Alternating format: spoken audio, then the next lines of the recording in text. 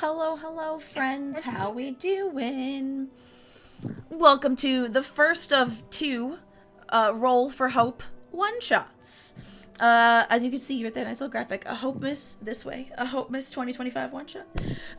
Let me know, anyone watching, if the background music needs to be a little... Oh, I definitely thought I'd muted Twitch alerts. Probably should have done that. Oh, well. Do that later. They're not on the screen, but I could hear them. James, thank you for resub.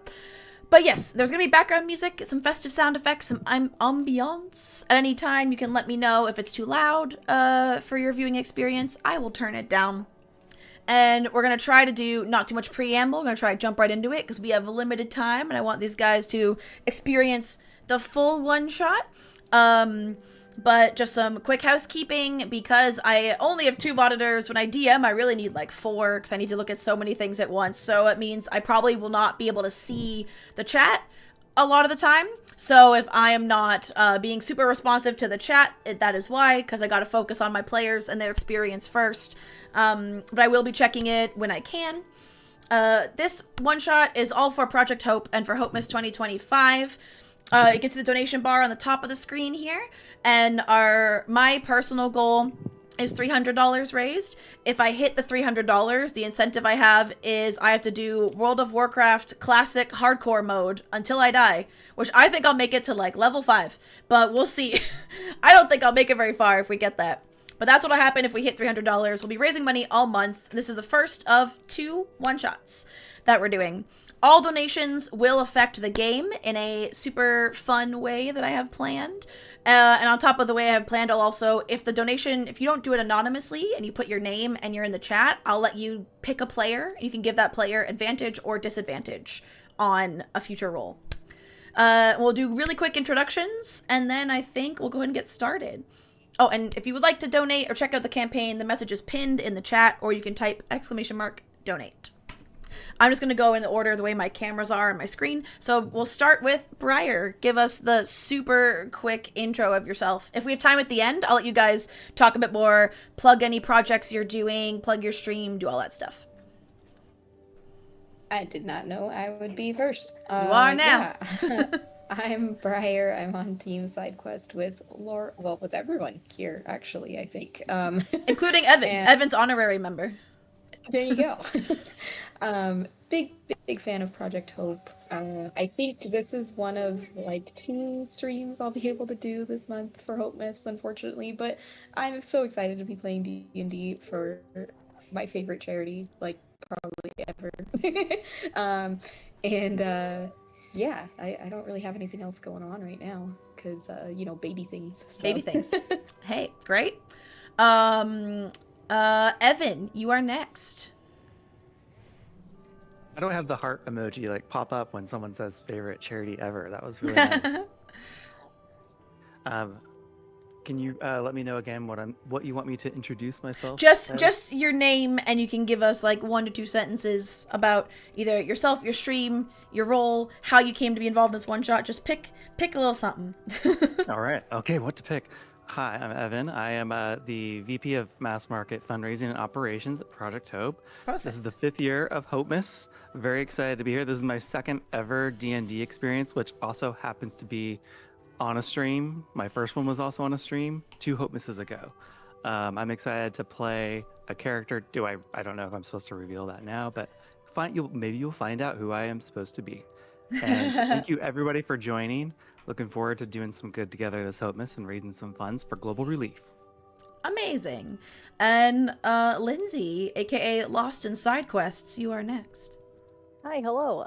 Lindsay, Lost in Side Quests, she, her. I am a streamer and parent, so fellow child haver here. This is not my first D&D experience, but it is my 2nd ever streamed D&D experience. So this will be very fun again. And it's my 3rd year streaming with Team SideQuest and as part of the Project Hope Miss fundraiser event. So very excited to keep it going. Amazing. Ryan and Kate are sharing one camera frame, but they have their own microphones. Ryan, we'll start with you, and then Kate, you can go second. Yeah, my name is Ryan, and her mic is definitely picking me up, so that's gonna be a thing. That was a good test. I am also on Team Side Quest with these lovely beans. I'm a sucker, and I love me some D&D, so why not do some good for charity and introduce my partner to something that I enjoy that she has never done. We love introducing people to D&D. You got your work out for you here, Laura. Yeah. I am Kate. I am Ryan's partner. I got involved in this one shot through a fundraising goal that Ryan did for another charity stream he was doing. This is my first time playing, so I'm a little nervous, but we're here. We're going to have fun. Amazing. And one more quick housekeeping note. We're using Pixel Chat to generate our captions, which are at the bottom of the screen. For anyone who needs captions help, this is still, a free online tool. It is not flawless. Occasionally, it'll be a bit behind. It might get some words wrong. It might miss some things, but we're doing our best. So if anyone is a captions user and needs clarification on anything, feel free to type in the chat. If you need anything repeated, or you just feel like, I'm sorry, you said what now? Feel free to do so. Okay. Without further ado, let's do this, shall we? Okay. Oh, I would need the thing with the opening blurb, wouldn't I? That would help. I had my Google Doc with my notes, but it doesn't have the opening. Alrighty.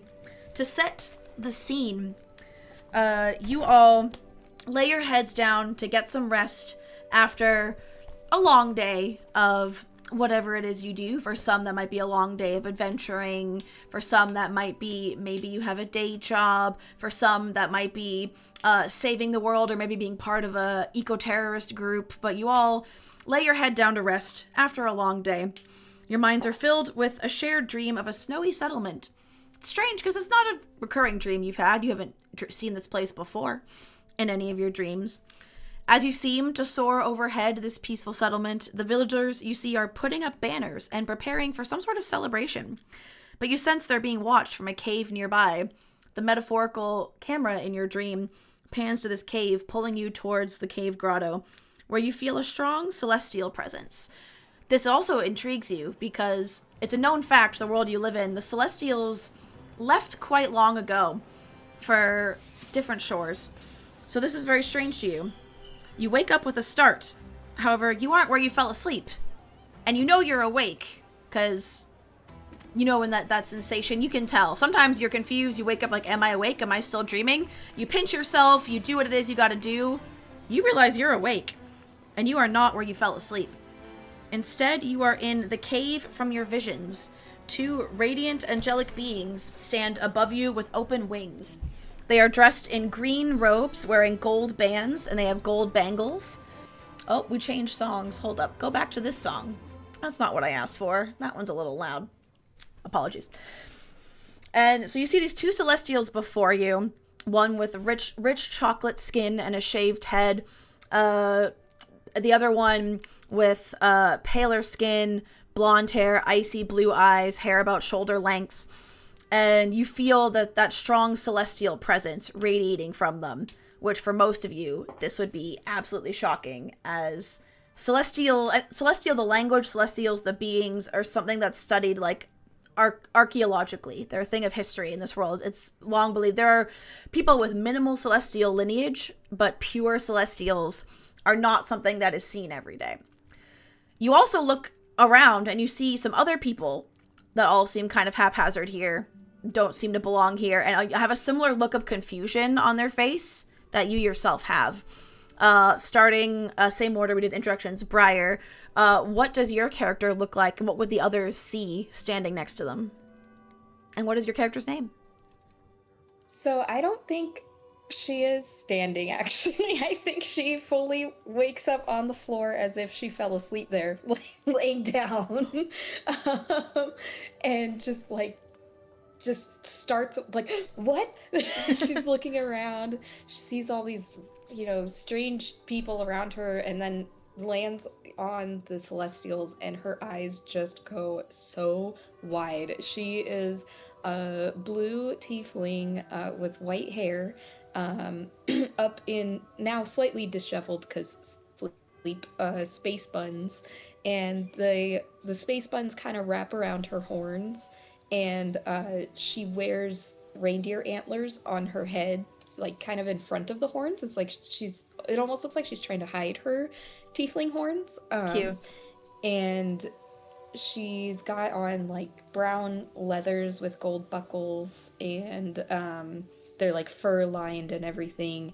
And she's got a red satin cloak with like gold embroidery of like different objects, but they look like, it doesn't look tacky, like it looks like this really pretty nice design of just like a bunch of objects like daggers and ladders and mastiffs and healing potions and stuff. And they're just all embroidered on this cloak. And yeah, she has big circular gold rimmed glasses. She looks real nerdy, but she also looks like she's ready to go. She's definitely not a stranger to adventuring, but she probably would fit just as well in a library. And yeah, she sees the Celestials and is just awestruck, and asks, who they are, where she is. She's confused and excited. And your character's name? Oh yeah, her name is Omid. Omid, perfect. Which, fun fact, means hope in Farsi. Cute. Next to Omid, you see another individual, and it's weird. This is what makes you guys hesitate and almost feels like you're still in a dream, maybe. And I think like one of you might even go so far as a quick like, Omid might even just quickly poke this individual to be like, are you really here? Because it's almost like when you watch a movie like Who Framed Roger Rabbit or like Space Jam, where there's cartoons and live action mixed together, there's something that seems almost cartoonish, maybe pixelated even, about this next character. Evan, can you describe your character and what the group sees? My character has spiky blonde hair, pale skin, is somewhat athletic and slim, has these deep glowing green eyes, and looks a bit standoffish, but also kind of,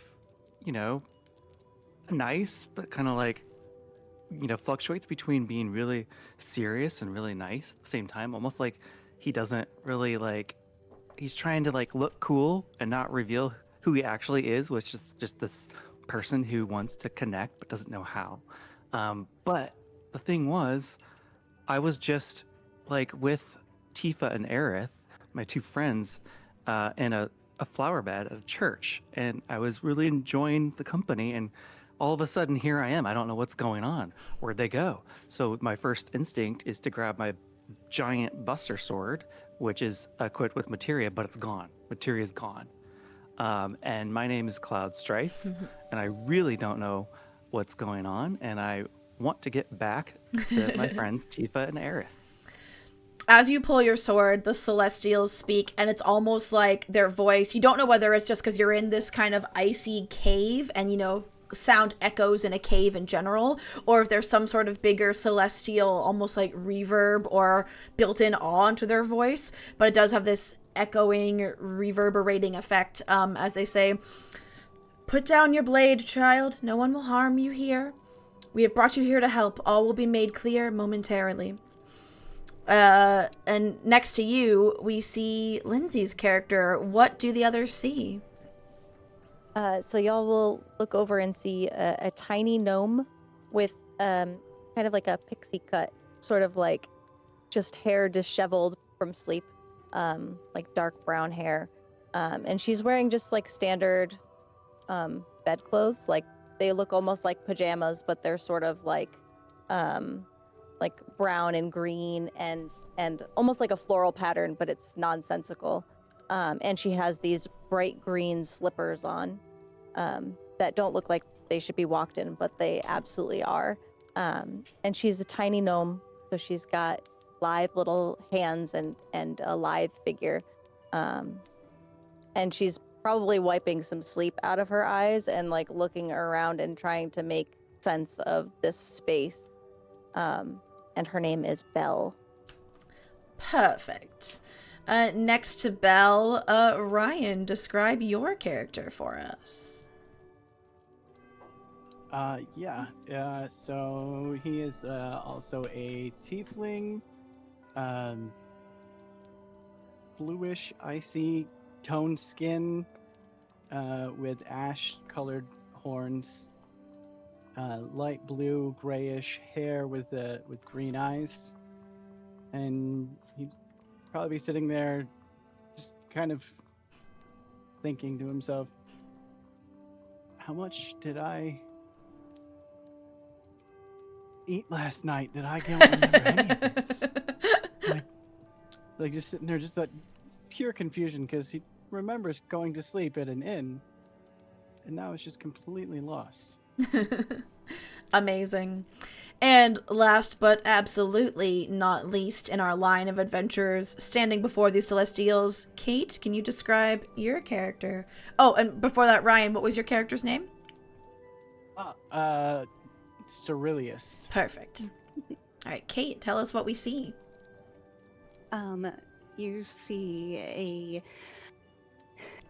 small gnome standing at a mighty 2'4" with a rose gold skin tone, ginger rose hair, blue hazel eyes, and she's quietly standing towards the back, a little scared, not sure, kind of more just observing,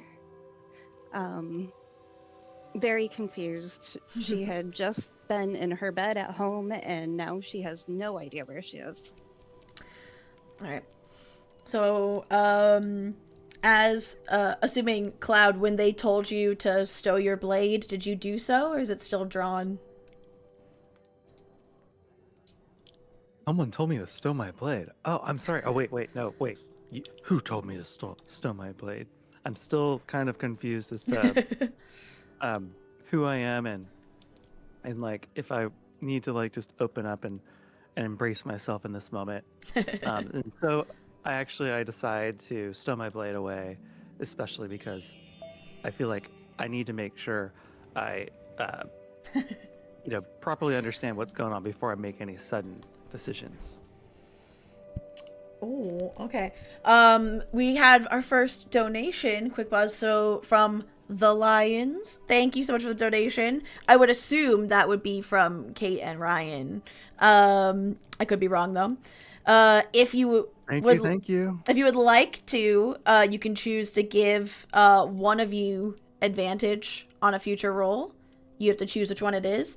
And also for that donation. So as you stow your blade at the heating of the two celestial beings before you, the darker skinned one says, "Thank you, child. Let me introduce myself and explain to all of you why you are here. My name is Fiola. Actually, hold on. We should be more gracious hosts. I apologize." And pulls out or gestures over to a table where there is mugs. There are mugs of hot cocoa waiting for all of you. Although as you look over, courtesy of the donation, one of those mugs of hot cocoa, the liquid inside changes to a bit of a red color and starts to give off more of a like fruity, luscious cherry smell. So that's just kind of strange. And Fiola looks in and goes, "Oh, that's odd. That hasn't happened for some time. Oh, apologies about that. Well, if someone doesn't like cocoa, then that can be for you. Sam is not drowning. Thank you for the $5. Pull a card for you too. If anyone's wondering, anytime a donation comes in, a card from a certain deck I have is pulled, and it's incorporated into the game. You'll get a theme. And it might be incorporated immediately, but it gets incorporated at some point. Any donation? Yeah, any donation. So does anyone go ahead and drink the hot chocolate? If you do so, you can do it if you do it right away, or if you do so at any point during this scene, just let me know. But does anyone drink it right away? Oh, Belle, like with no runs for the hot hesitation. chocolate. Yeah, sniffs it and just takes it in.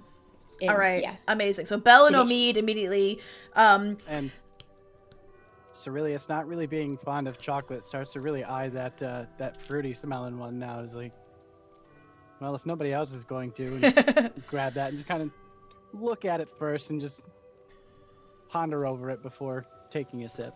all right, Cerilius, since you drank the fruity one, which has been generated courtesy of the donation, you temporarily have become more alluring, and you gain a temporary +2 to your charisma score.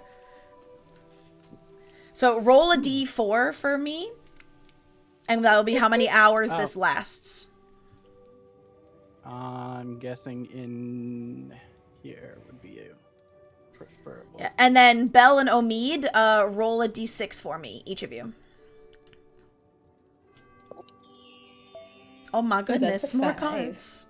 5? Okay, you gain 5 temporary hit points as you drink the hot cocoa. And you know when, like, a really good hot beverage just warms, like, it doesn't feel like it just warms your body, it warms your soul. Like, that's how you feel. And it's, like, the best hot cocoa you've ever tasted. So, Omid gains 5 temporary hit points. Belle, same to you. You experience the same sensation, but you gain 6 temporary hit points.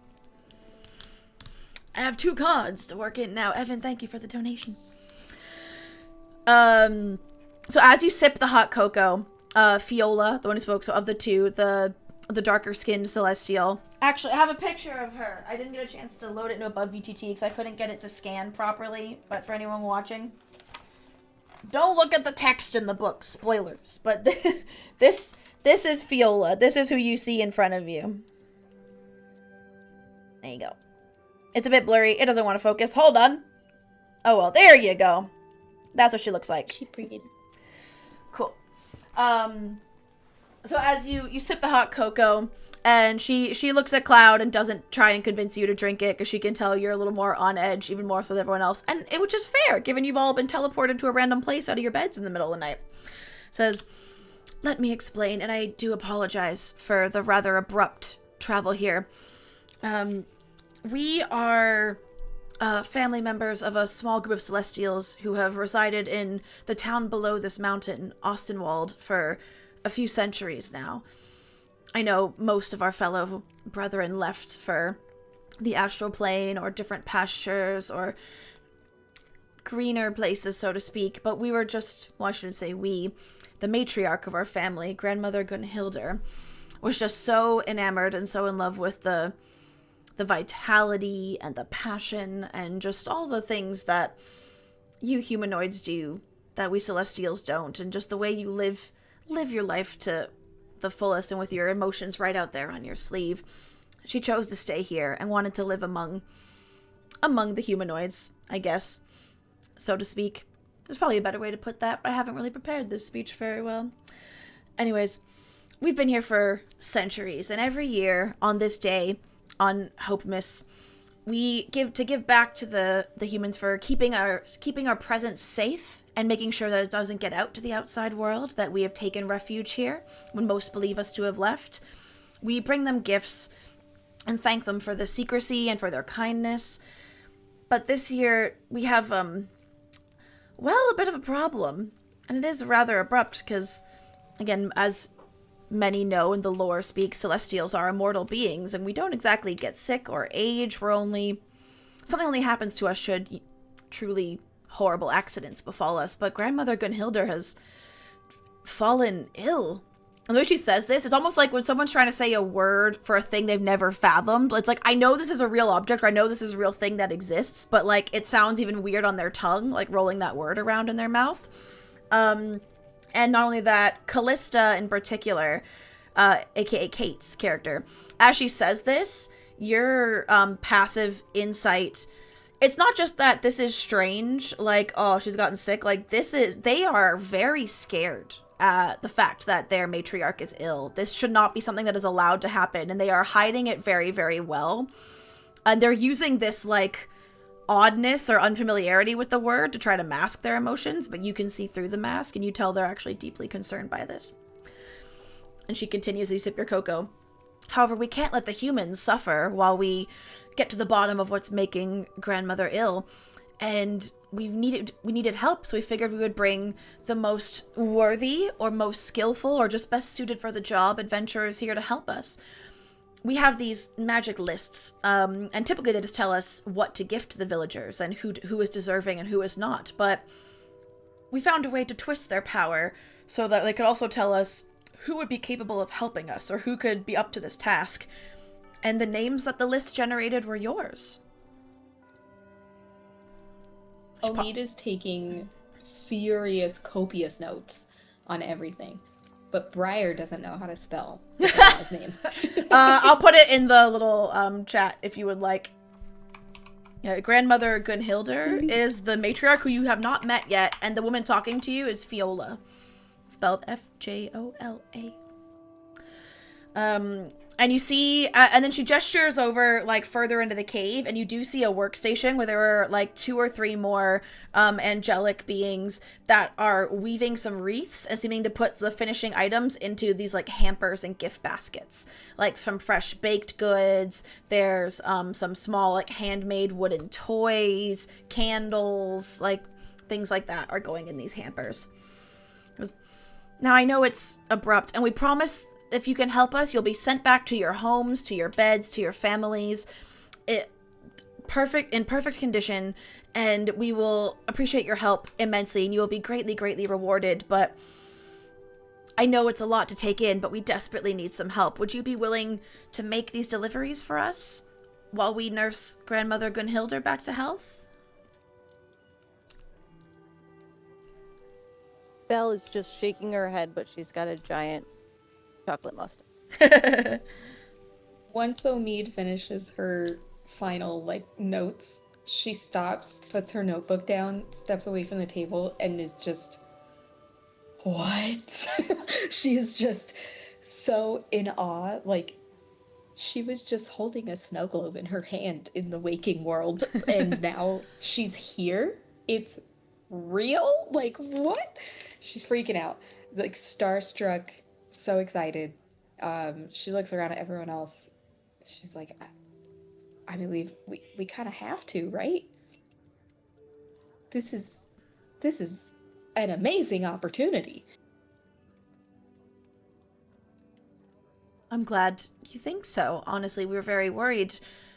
We had faith, of course. I mean, the magic lists are ancient artifacts, and they have never proved us wrong in the centuries we've used them, but this is the first time they've been used for such a purpose.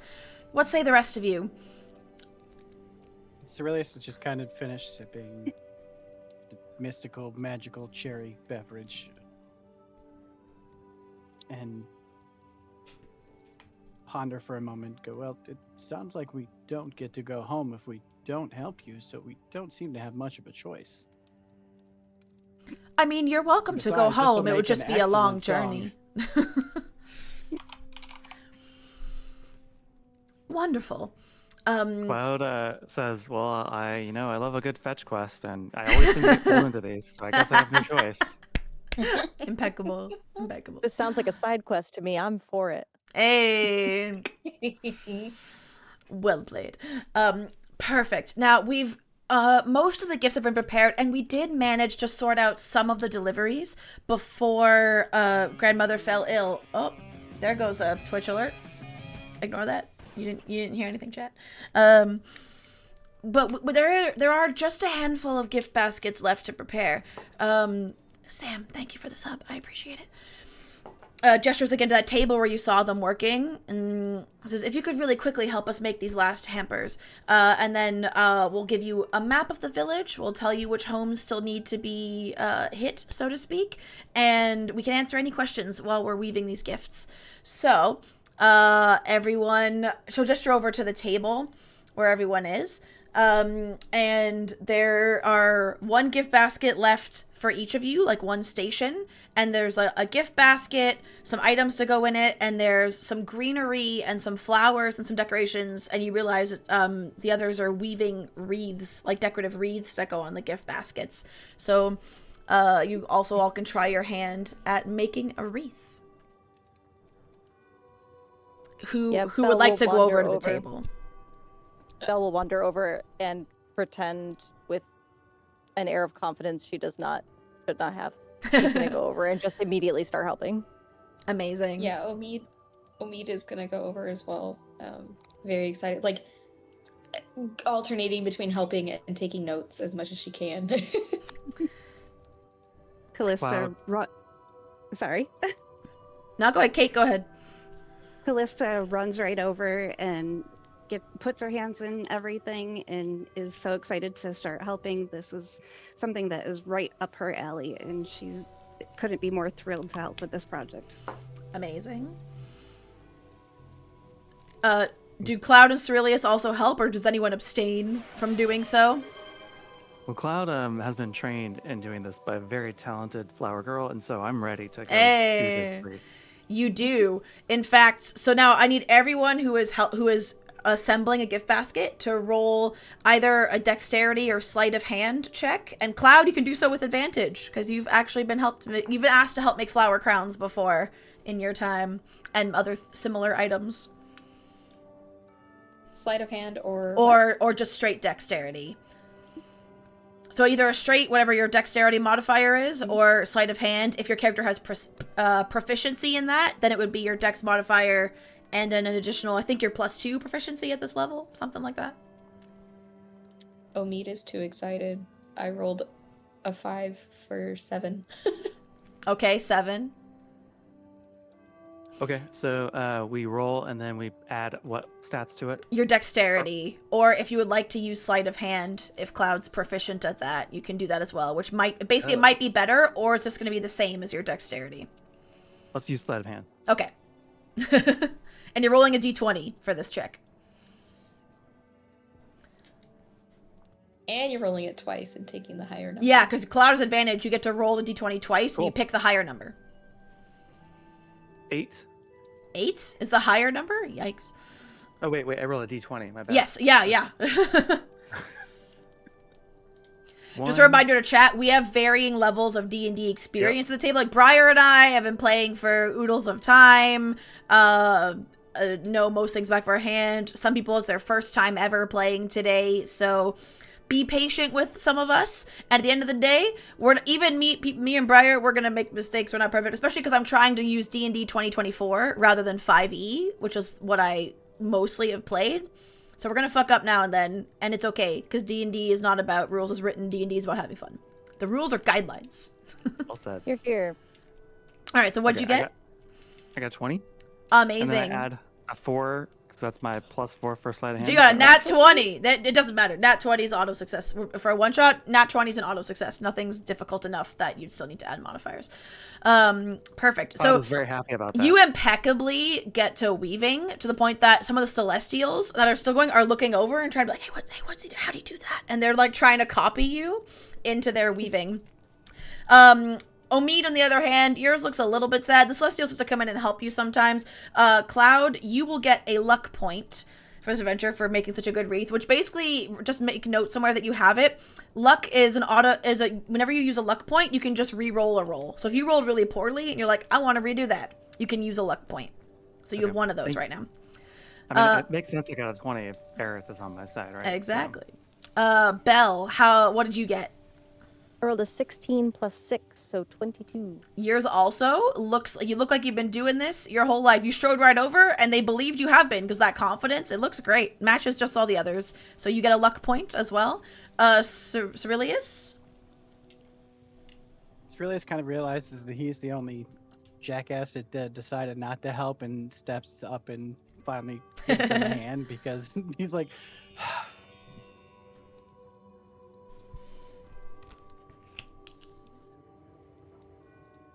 and now he also wants to show Cloud up because he's just used to being the performer. What'd you roll? Um, Dump Truck Schwa, thank you for the donation. You can choose a player to give advantage or disadvantage to on their next roll. She a 9. And I drew a card and for you. What was it? You said it was sleight of hand? Sleight of hand, yes. Or straight dexterity if you don't get a benefit from sleight of hand. 13? Yeah, that was good. Do you want to give, hold on, Dump Truck Schwa, do you want to give Ryan advantage or disadvantage with your donations? You can give it to him right now, or you could save it for later. Up to you. Oh, Ryan, how dare you? Lost with advantage. Oh, you had the advantage. I Never mind. really Wow. thought he was going to give me disadvantage just for Okay. sport. So I yeah, really thought yours he was gonna also. choose me over his wife. So I don't know. Yours also looks a little sloppy. It's passable, but it's definitely not up to the standard of the others at the table. And Callista, what did you roll?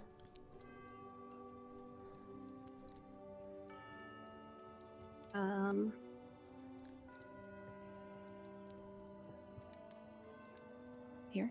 Uh-huh. A So 23. yeah. 23? Hell yeah. 16 Hell with yeah. advantage. And while you're weaving, one of the cards that was drawn for the donation, what weapons are on your person, Callista? What weaponry do you carry? A dagger, and I have a short bow. Okay, your dagger seems to... You feel your dagger kind of warm at your side a little bit. And as you pick it up, it feels really good in your hand. Like, obviously you've trained with this weapon, you're proficient at it, but suddenly this weapon just feels like it was made for you. That dagger is now a +2 dagger. So on top of whatever your normal attack roll would be with it, you get an additional +2. And that was one of the cards that was drawn from our donations. I'm working them in there when I can, y'all. Okay. And your wreath also looks incredible. You also get a luck point because you passed the check. So Callista, Belle, and Cloud all got a luck point to use at your discretion later in the one shot. While you are weaving, Fiola and the other Celestials start giving you tips. They say, the village looks forward to Hope Miss every year, so you shouldn't have too many problems getting into places. Most villagers will just leave their doors unlocked because they know that we're coming. If they did lock their door, either because they're a bit more nervous or of habit, they also know that we have wings, so a lot of us tend to just go down the chimney. So you can try that if the doors are locked, but for the most part, you shouldn't have any problems. And then one of them goes, oh, and don't forget to eat the shrimp. You're like, I'm sorry? For a minute, you all have a double tick. Like, did you say that correctly? And then one of them goes, oh my gosh, yeah, how could I forget? So, one of the reasons that Grandmother Gunhilder wanted to stay here rather than returning to our ancestral home, you guys just have some really cool food that we don't have. And I mean, personally, I think there's much better choices than she could have made. But for some reason, just like that really good, like freshly steamed or freshly boiled shrimp with that like spicy red sauce. Oh my God, she loves that. And people kind of caught on. So it's become a tradition to leave like some shrimp cocktail out for us and for Grandmother. And I hope no one's allergic or anything, because but there's 5 of you, so someone can eat it. You really got to eat it. They'll think we're offended at them or that we're upset with their offering if someone doesn't eat it. So you gotta make sure you eat the shrimp. I see a cat. I'm excited. Omid This is is Reginald. scribbling shrimp, not cookies, in her notebook. Callista's like trying not to gag over here because she just really does not like seafood at all. So she's trying to figure out how she's going to muster through that. Yeah, one of them says, also, you're just gonna want to eat it because it's really gross to wake up in the morning to shrimp that's been left out all night. That shit smells. So someone's gotta eat it. So as you finish setting up your gift baskets, and there's a little like name, the Celestials then take your gift baskets you've made, put a name on them, and put them into this bag. And most of you that have done any adventuring are familiar with what a bag of holding is, and you see that's very quickly what this is, because they're putting things that obviously do not physically fit in this bag, but they're putting them in there with ease. And then they tie this bag tight. It's a red velvet bag with like a gold drawstring. It's about like the size of like 2 backpacks-ish, but as you go to pick it up, it feels impossibly light. And Fiola goes, now I know if anyone's familiar with a bag of holding, normally you have to know what you're reaching for when you reach in to get the item, but I've enchanted this one for you.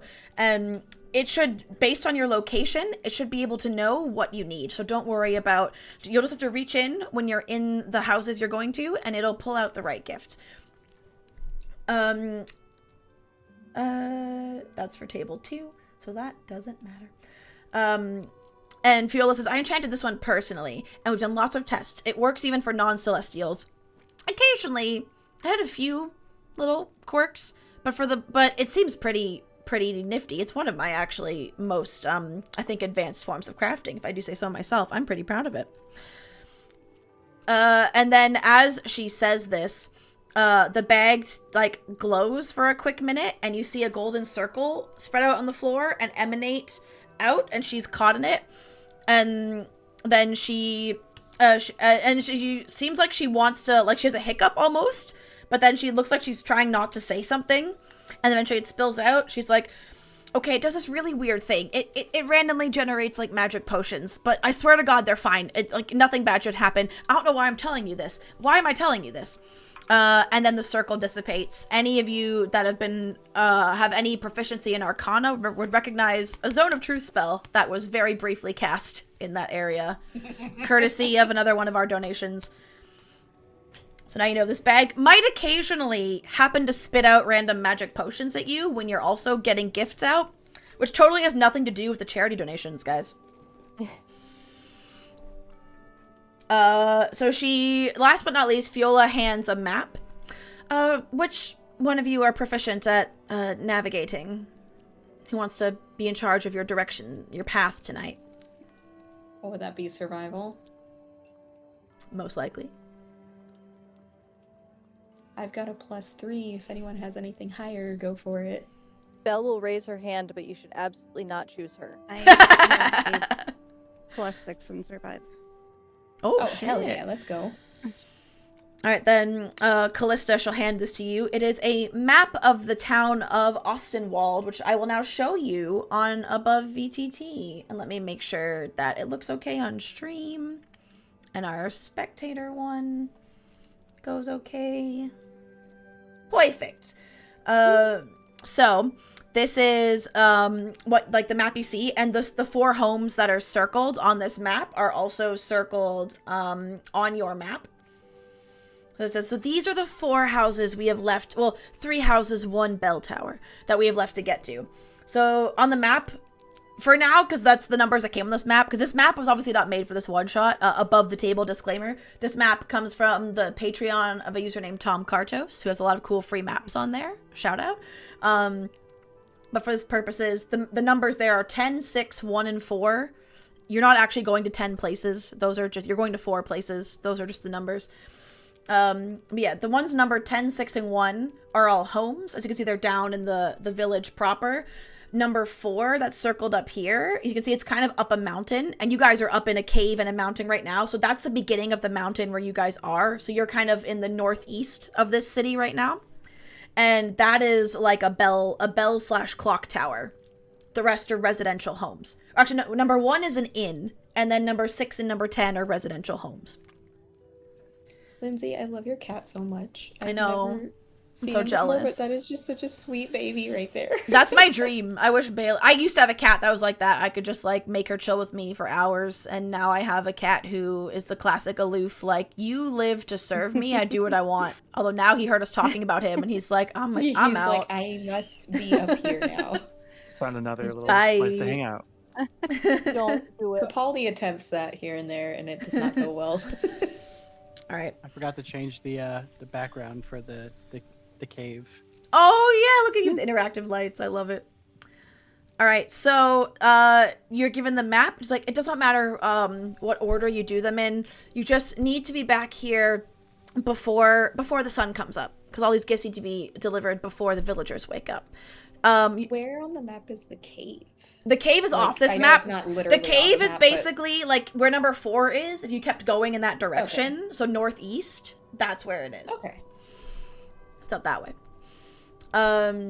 So it's up to you, the order that you go to these places in. Doesn't matter to us, just make sure you're back by sunrise, and then we'll reward you and get you sent back home. Again, we really appreciate this. We do not know what devastating effect it would have on town morale if the villagers woke up and their gift baskets weren't delivered. This would be the first time in centuries that tradition would be broken. So thank you, it means a lot. With that, the Celestials, all the gifts packed up, gives you the enchanted bag of holding. They turn around and they go towards the back of a cave, and like she waves her hand, and like an enchanted door that before looked just like a wall, like an invisible seam in a wall appears, and a like door opens up for them. And as they go through, the door shuts. So you are on your own with a map and 4 places to go.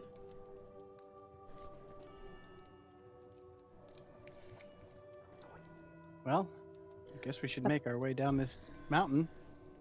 Yeah, Bella's gonna look over at Callista, who has the map, and just like try to, because we're the same size, try to peer over your shoulder and kind of see where the plan is, where we're going first. Hi, everyone. By the way, I'm Omid, and she like shakes. She puts a hand out to anyone who'll shake it. Belle, and I immediately turn around, Nice shake your to hand, meet and then you. turn back. Yep. And This is so Ceruleus kind of just exciting. looks at everybody kind of quizzically still, just kind of like, is any of this actually real? Like, it, I certainly. guess we're hope gonna so. go along This with is this. Fascinating. Callista is just studying the map intently. And eventually, she says that she thinks that we should start at the farthest out location to work our way back. I like the way you think. Cloud stands up and looks at the group and just confidently says, "Wherever you go, I got your back." Ceruleus just kind of sits, stroking his chin for a second. Goes, just gonna make one hell of a song. Just starts walking towards the door. All right, so Bella's you're... gonna, Oh, go ahead. all right, Bella's gonna cast Mage Hand and use it to just tap Ceruleus on the other shoulder, on the opposite side of where she is, to try to like continue the chaos and the hesitancy. I love it. Do you look? Absolutely. Because he's already questioning if this is completely in his mind or actually happening. Omid / Briar, were you saying something? Yeah, Omid has a couple things that she's gonna do before Yeah, by all means. we leave. Gonna ritual find familiar is only 10 minutes. Let me double check in. I know the old one. I don't So I know if see it's it- changed. Duration just says instantaneous, but I'm sure it's a little more than that if it's a ritual, right? The old rules, all ritual castings take 10 minutes, but Find Familiar, doesn't it need like a brazier or like, you know, you have to like do shit? I don't. I'll I've let you know never- momentarily. What the hell? Why aren't you in here? That's rude. Other spells are in here. Oh, hello. Conan Rocks, thank you for the $10 donation. You can choose a Let's player. go. Choose a player of your choice if you would like to in the chat to give them advantage or disadvantage on a future roll. I've drawn a card for you. While you're looking at the map and like while Omid seems to start preparing for a spell, the bag of holding starts to glow again. And I'll have Evan, Kate, and Ryan. Can you all roll me a d6?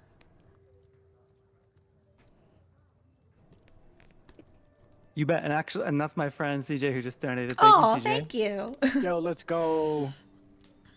Wait, who's Well, all rolling a hello, d6? Sorry. Not you. You're busy doing Find Familiar Okay. things. Yeah. Kate, No, Kate, you. Ryan, and Evan. So that means I choose the D6 die. Yes, like And the roll the it. one that the normal die for normies, a d6. Got it. And there's once. I got a 3. Okay, and Evan, you have advantage on your next roll. That is with a d20 because of the donation. You I got go twice. not yet, but yes, that Nope. yeah. When you have a d20 roll, you'll roll 2 of them. And you said you Sweet. rolled what on the d6 just now? 3. 3. Okay, Ryan and Kate. I got a 1. 3, 1. And I got a 4.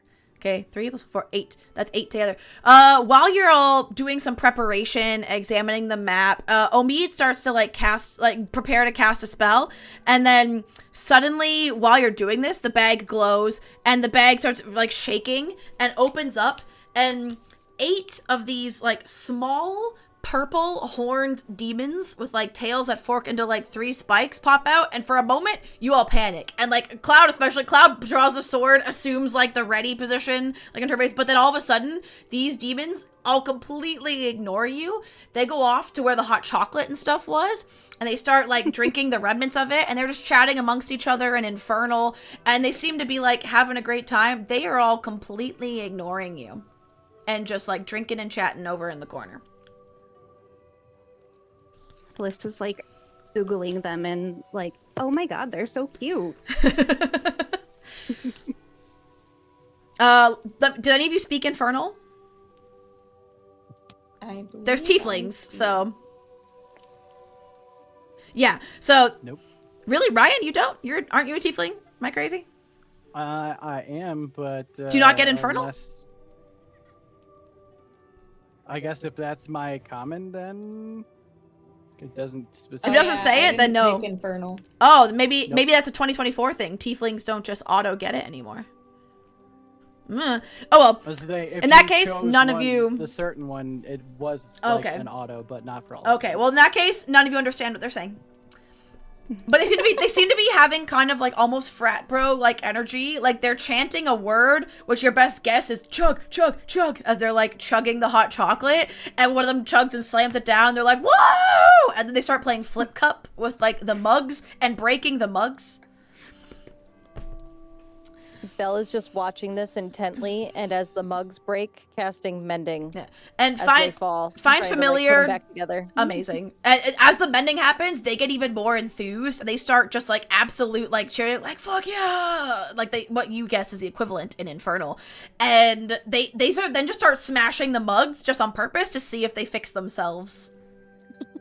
Omid, you can cast Find Familiar. It requires material components, but we're just gonna say you have them. Right. Okay, yeah, so I cast Find Familiar, using whatever dirt and snow and all that to, like, draw whatever symbols I need to draw and everything, and, I summon a little deer-sized reindeer. Cute! I'll just use the deer stat block, but it'll look like a reindeer. Okay, so it takes about 10 minutes, and as your reindeer appears, the demons start to dissipate, and they seem to disappear back to where they came from. I'm still furiously fixing mugs. And you all just look at the magic bag, and you're like, okay, that was really weird. This is gonna be a And then I'll just prestidigitate myself and, like, jot down the encounter with the imps real quick and be ready to go. Does anyone else have anything they want to do that's preparation-wise before you head out to your first house? Like Omid cast that spells, or anything else anyone would do? To prepare any spells or any, like, items, if you chose a magical item that has like things you have to activate, or are you all gonna head off to where Callista points on the map, your first destination? I'm ready to go to where Callista pointed on the map, and I also just realized I've been using Ryan's character sheet. So Cloud's gotta find his actual character sheet. Amazing. That's embarrassing for me. All right. Or really good because you rolled so well on making that. Yeah. So you're heading out to what is marked number 10 on this map. That you all see 10 is the westernmost house, one of the residential homes. So you head there. It takes to safely descend the mountain. There is like a path. But it's still a mountain, and it's still nighttime, and it's cold. So you're all walking carefully, you're taking a bit of a slower pace. It takes you about an hour, and you're going to the farthest one first. So we'll say it takes you about 2 hours to walk and descend the mountain and get to this house, and you'll have about 5 hours of nighttime left, gauging by like, where the moon is in the sky. So once you get to this house, you have about 5 hours left before the sun comes up, we'll say. And when you get to this house, here is what you see. This one. So you see a small, humble home. This one's a bit on the outskirts of the town, so it's like kind of more in the woods almost. And there's a path leading up to it that you've taken. Let me throw your guys' tokens on this map so that you can manipulate them. So there's Belle, There's Callista. I'm gonna make these tokens bigger because they look real small. There's Cloud. There's Omid.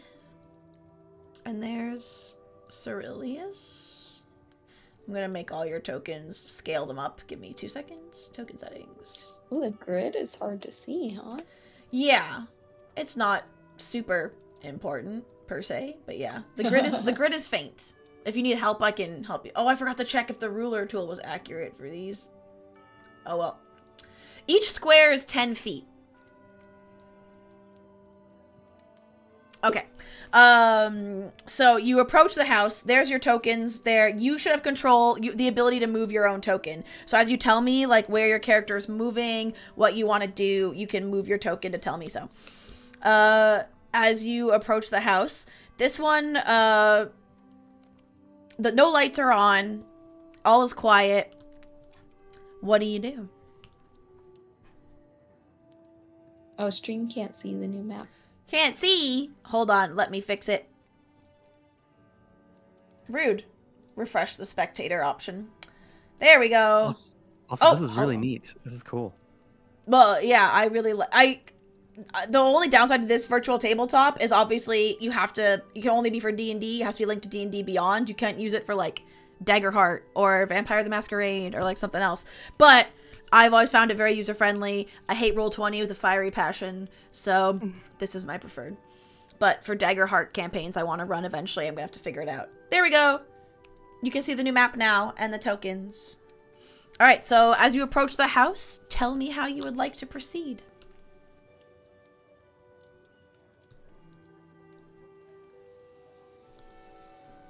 And you can move your tokens to dictate marching order, like if you're walking in a line. Right now, I just threw you on there in a group, but you can move your tokens to wherever you think your character would actually be. We're just supposed to be leaving things. Like, yeah, you were told to go inside the homes. They said most of them, the doors should be unlocked. Some of them, still force of habit, like nighttime secure, they lock their doors.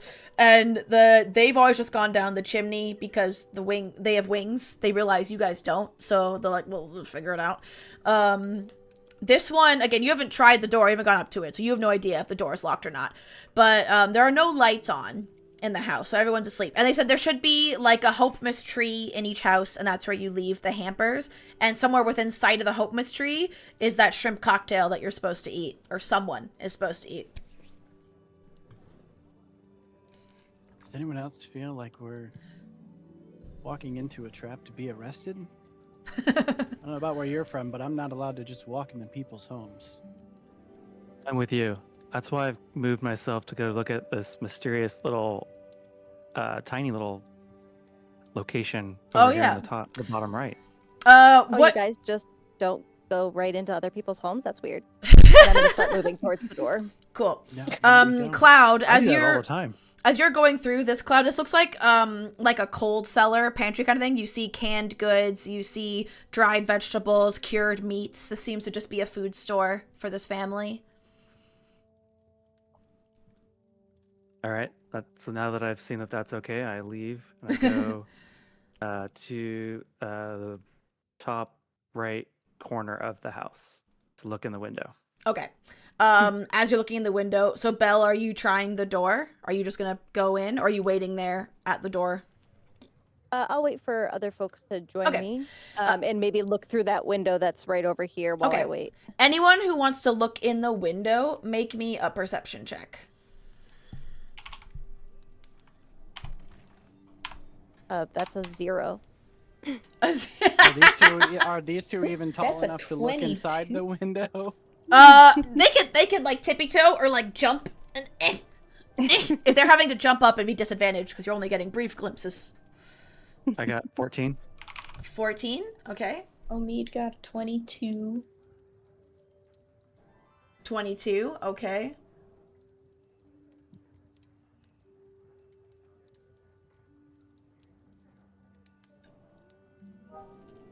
Anyone? I'm using my. Just those two, or is anyone else making a check? I rolled a 0. 0. Okay. Oh no. Cloud, remind me what you rolled. So Amit got 22.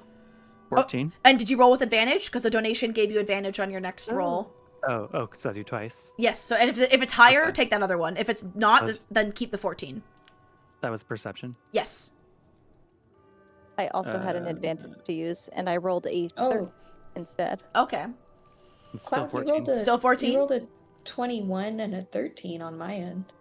Yeah, I was gonna say your base Did? roll was that, but your modifier. Yeah, your gave you modifier a adds to 1. it.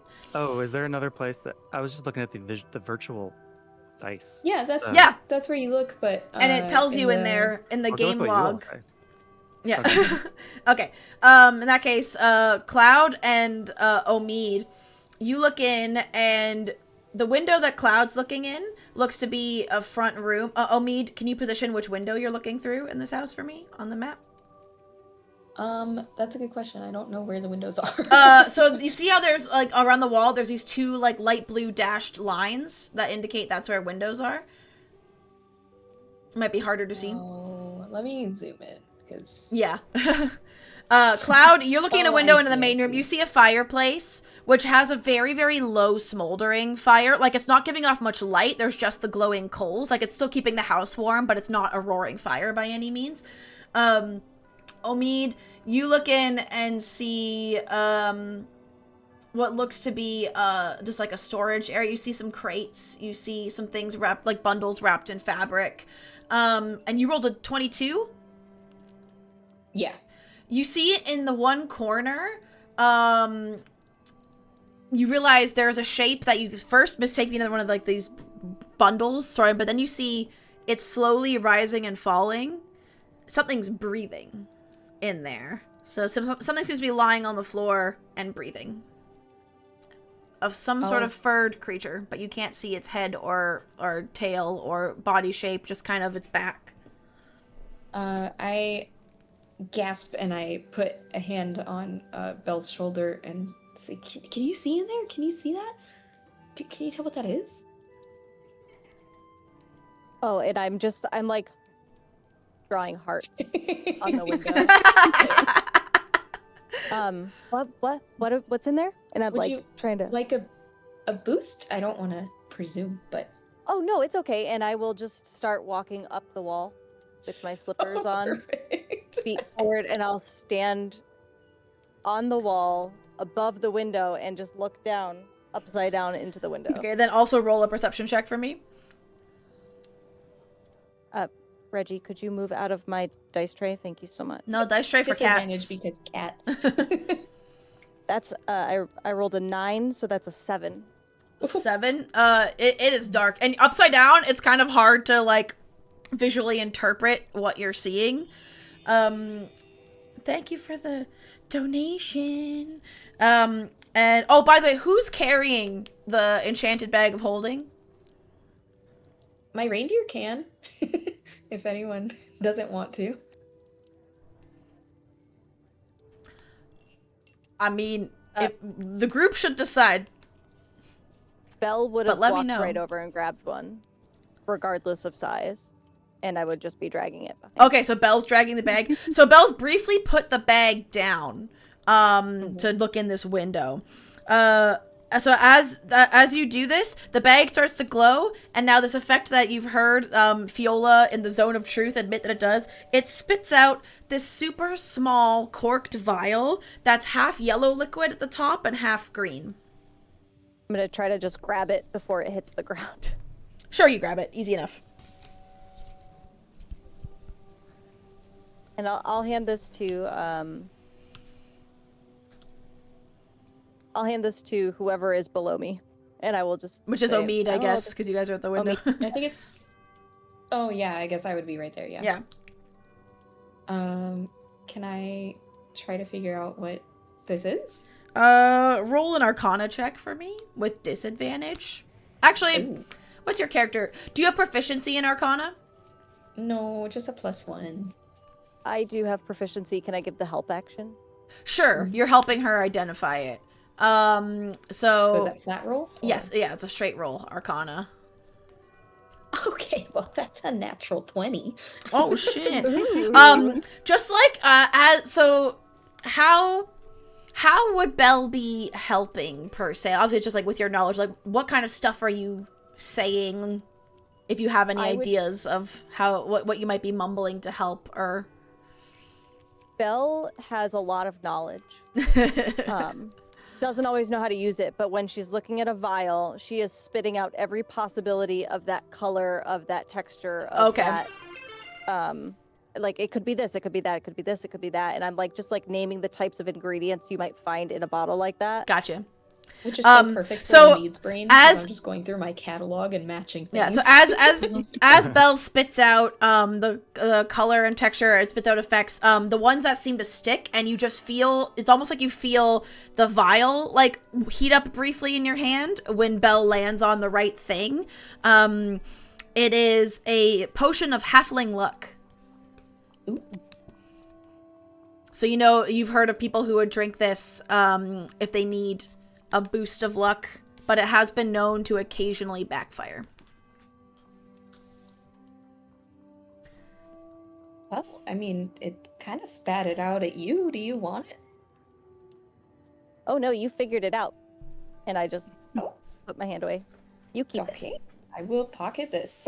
So just make a note that you have Potion of Halfling Yeah. Luck. I don't think it's a canon, like, on D&D Beyond item, and if it is, I don't know if it's the same Oh, effect, okay. because then they're coming from this deck of mine that I have. So just write it Okay. down on, like, somebody on a character sheet, but don't, if there's, like, an item in D&D Beyond, don't use that one. Okay. And if you drink it, just tell me, and I'll tell you what happens. Alright, so all that you know is there is the faintest of fires burning in there. Presumably, the inhabitants are asleep, and Omid saw what seems to be some sort of animal asleep in that room that you looked in.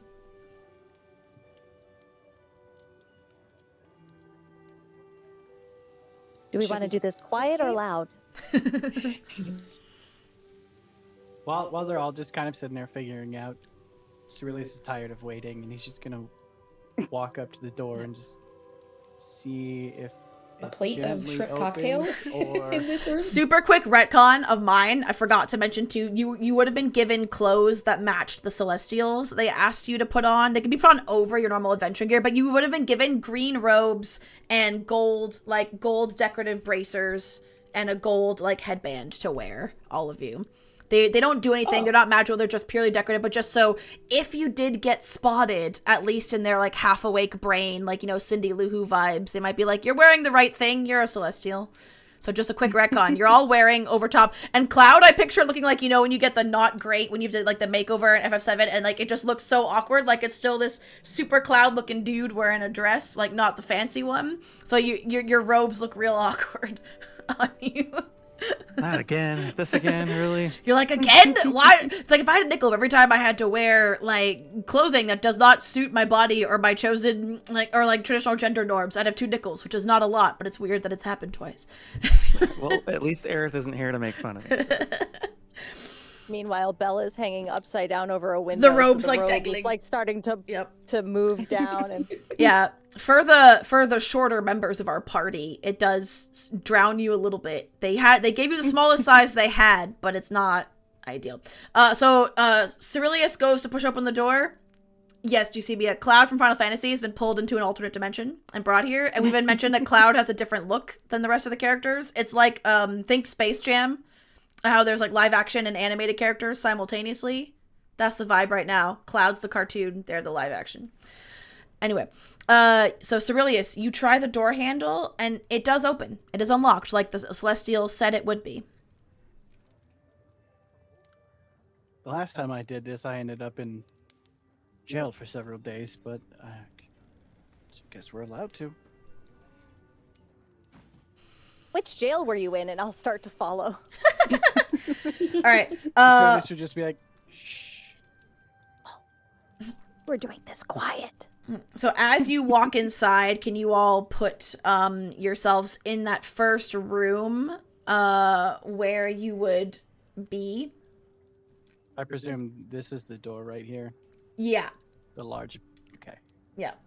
As you do, you start to hear from the room in front of you, there's an open doorway, like north facing, to what looks like a kitchen and dining area. And you start to hear a low growl. And then you look and you see 2 sets of eyes open in the dark. And you see 2 mastiffs, like dogs, ahead of you who are growling and looking not impressed at intruders in the house. You as a group can choose one like group reaction or action or something you'd like to do before we enter initiative order and potential combat. There's some angry doggies looking at you. Elle is going to cast Speak with Animals. Oh. And attempt a conversation. Kate/Callista, did you also want to do the same thing or Yeah. something similar? Then perfect. Both of you cast Speak with Animals. There's 2 dogs, so you can each talk to one dog. What do you both say to them? Start with Belle, then go to Callista. Start with Lindsay, go to Kate. I'm just gonna, I think I'm looking at one directly. I'm just gonna crouch down to an even smaller size and like put my hands up and go, hey, come here. Can I give you scritches? As you do, the dog looks at you. The dog looks back and says, "You smell. You smell like Angel, but not like Angel. Why are you here? Who are you?" I am definitely an angel. And I'm definitely here. But it's a surprise for the people that live here, so shh. And then Kate, what do you say? What does Callista say to the other mastiff? She would have run up to it and been like, "Hi, puppy," and then she'd be like reaching out her hand to let it smell her. Okay. Make an animal. So just Kate. Make an animal handling check with advantage. And I'll say Belle, make the same thing but a straight roll. Okay.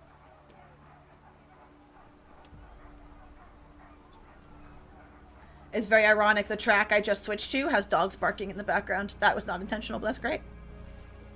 Works for me. Oh. I rolled a natural 20. Oh, fuck yeah. Minus 2. -2. Okay. So it's 18. Okay, an 18. All right. No, Nice. And I don't know if you can see it on my camera, but I saw.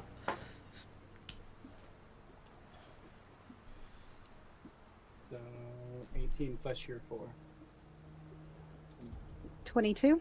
22, amazing. Because you both reacted so quickly, and the dogs barely even had time to register before you both interacted with them, and then they see Callista, who is the approach, like to let them sniff, and that's great because dogs interact with the world through their noses, and letting them sniff you first is a great thing. And then Belle's conversation with it, the whole like smell like angel, not angel, the robes that you're wearing have some lingering celestial scent. They, it's a dog. You said you're an angel, so it's like, okay, you're an angel. Like, what reason does it have not to believe you? So you both pass, and as you do, the dogs say in the back, like, hey, calm down, they're friends, calm down. And you see 2 other dogs who are also growling come out, and oh, that's my spectator tab. I have 2 above VTT tabs open, and it gets confusing which one's a spectator, which one's not. Oh, I'm moving all 3 at once. That's not what I want. Don't do that.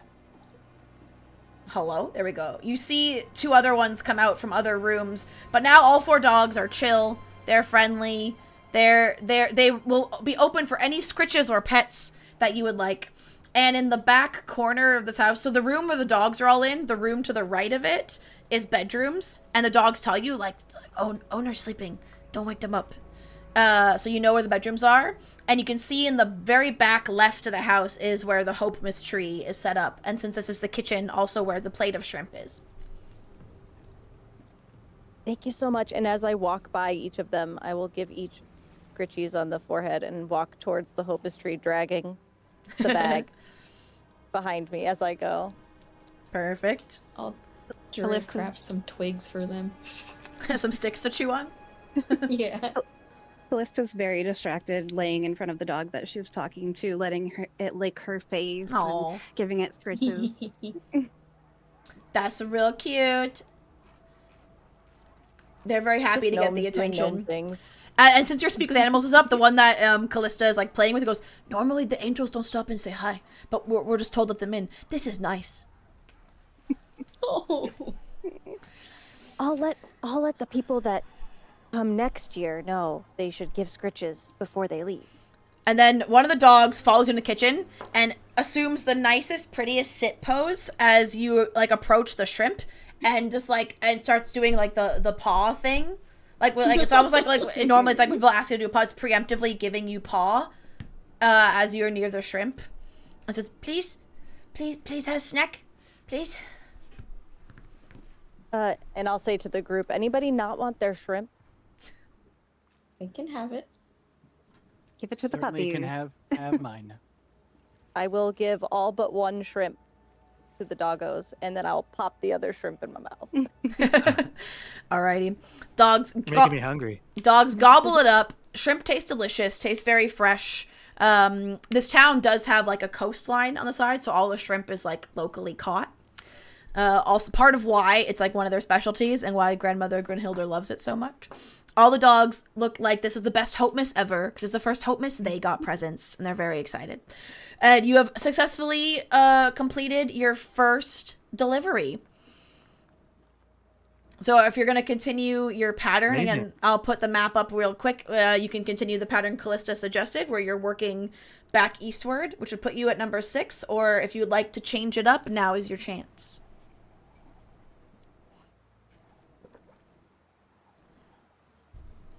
I like Callista's plan. I am following the plan. Good plan? Good plan. Yep. Okay. That's been good so far. All right. In that case, you head to the next house. This one is slightly large.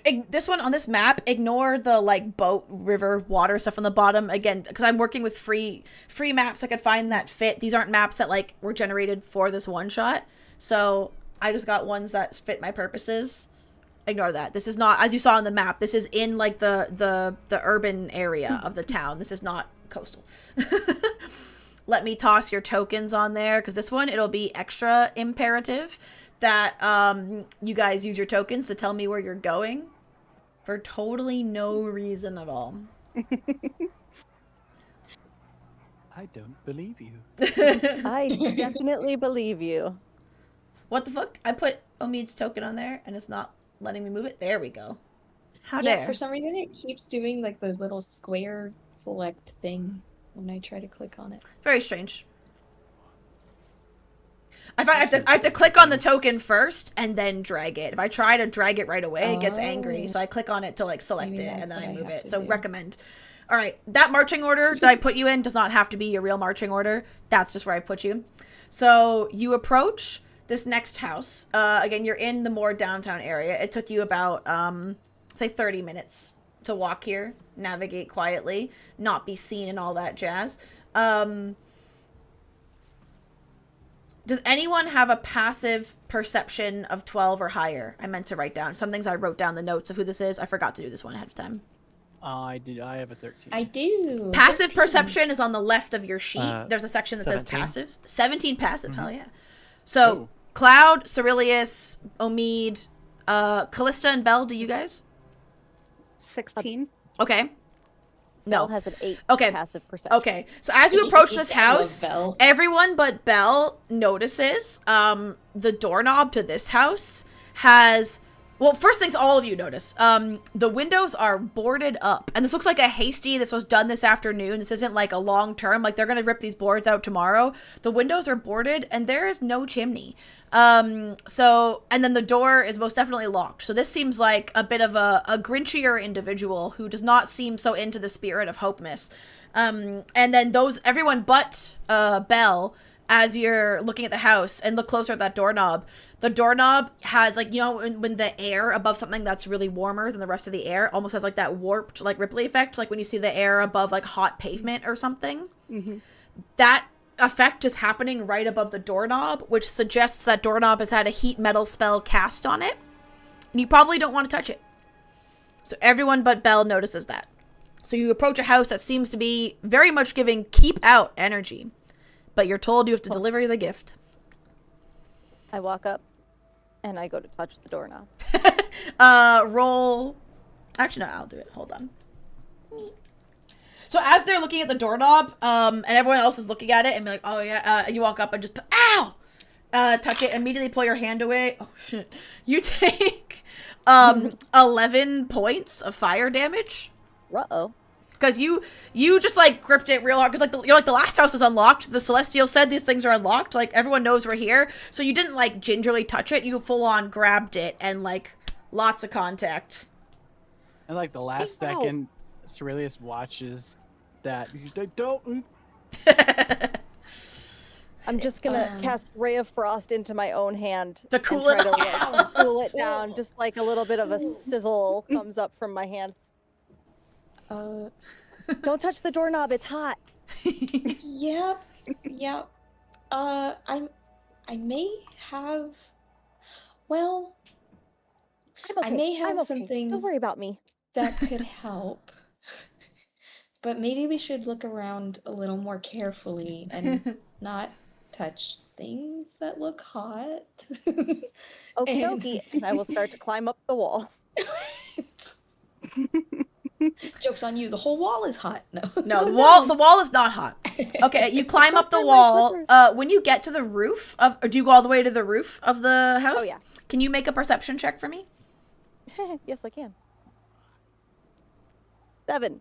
7. Yeah, it's really weird. Why is there no chimney? This is the only house. Like, you look at the other houses in town, every house has a chimney. This one doesn't. It's real weird.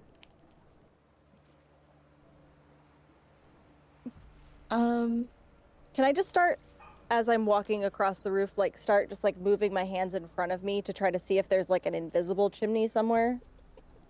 Yes. As you keep going, you eventually, and it perfectly, like, happened while you were fanning your arms out, so you missed it with your hands, but nose first, you boom, right in the chimney. Ow! And you're, like, rubbing your nose. And it does seem like there is an invisible chimney. There's something. You bumped into an invisible stone something on the roof. I'm just gonna, like, not lead with my face and put my hand out and try to find the dimensions. As you keep feeling around, it feels square. It feels like dimension-wise, it seems to be chimney size. You keep reaching up. You're pretty confident that they have spelled their chimney to be invisible, but you have found it. I was told not to do anything hasty, so I'm gonna tiptoe back to the front of the roof and look down and tell everybody I found a chimney. Okay. What do you mean found? Well, it was invisible and it jumped out and bit me in the nose, but I there's like a square something with like a giant hole in the top. I think it's the Dear gods, the chimney bit you? The chimney bit you. My new favorite quote. I might have a ladder if you guys want to try to go up and through the chimney. I'll have to check. I'll were there any other entrances to this house? The windows are all boarded, and this is the only door. It does look like the heat metal spell has dissipated. It might have been a single use now that Belle has touched it, but it is locked. Omid It's tries locked. to pull a patch off of her cloak to hopefully pull a ladder off, and instead pulls off 2 mastiffs. Oh no. Oh no. So now we have 2 dogs with us. And they happen to look The just like the mini dogs from the reindeer. last place you were at, Yay, puppy. which is why they have Cerilius twins is now. just like, did you steal those people's dogs? Did you steal the dog? Don't ask No. questions. There, Oh, puppies. I put 2 dog tokens on the map for you. They small. Thank you.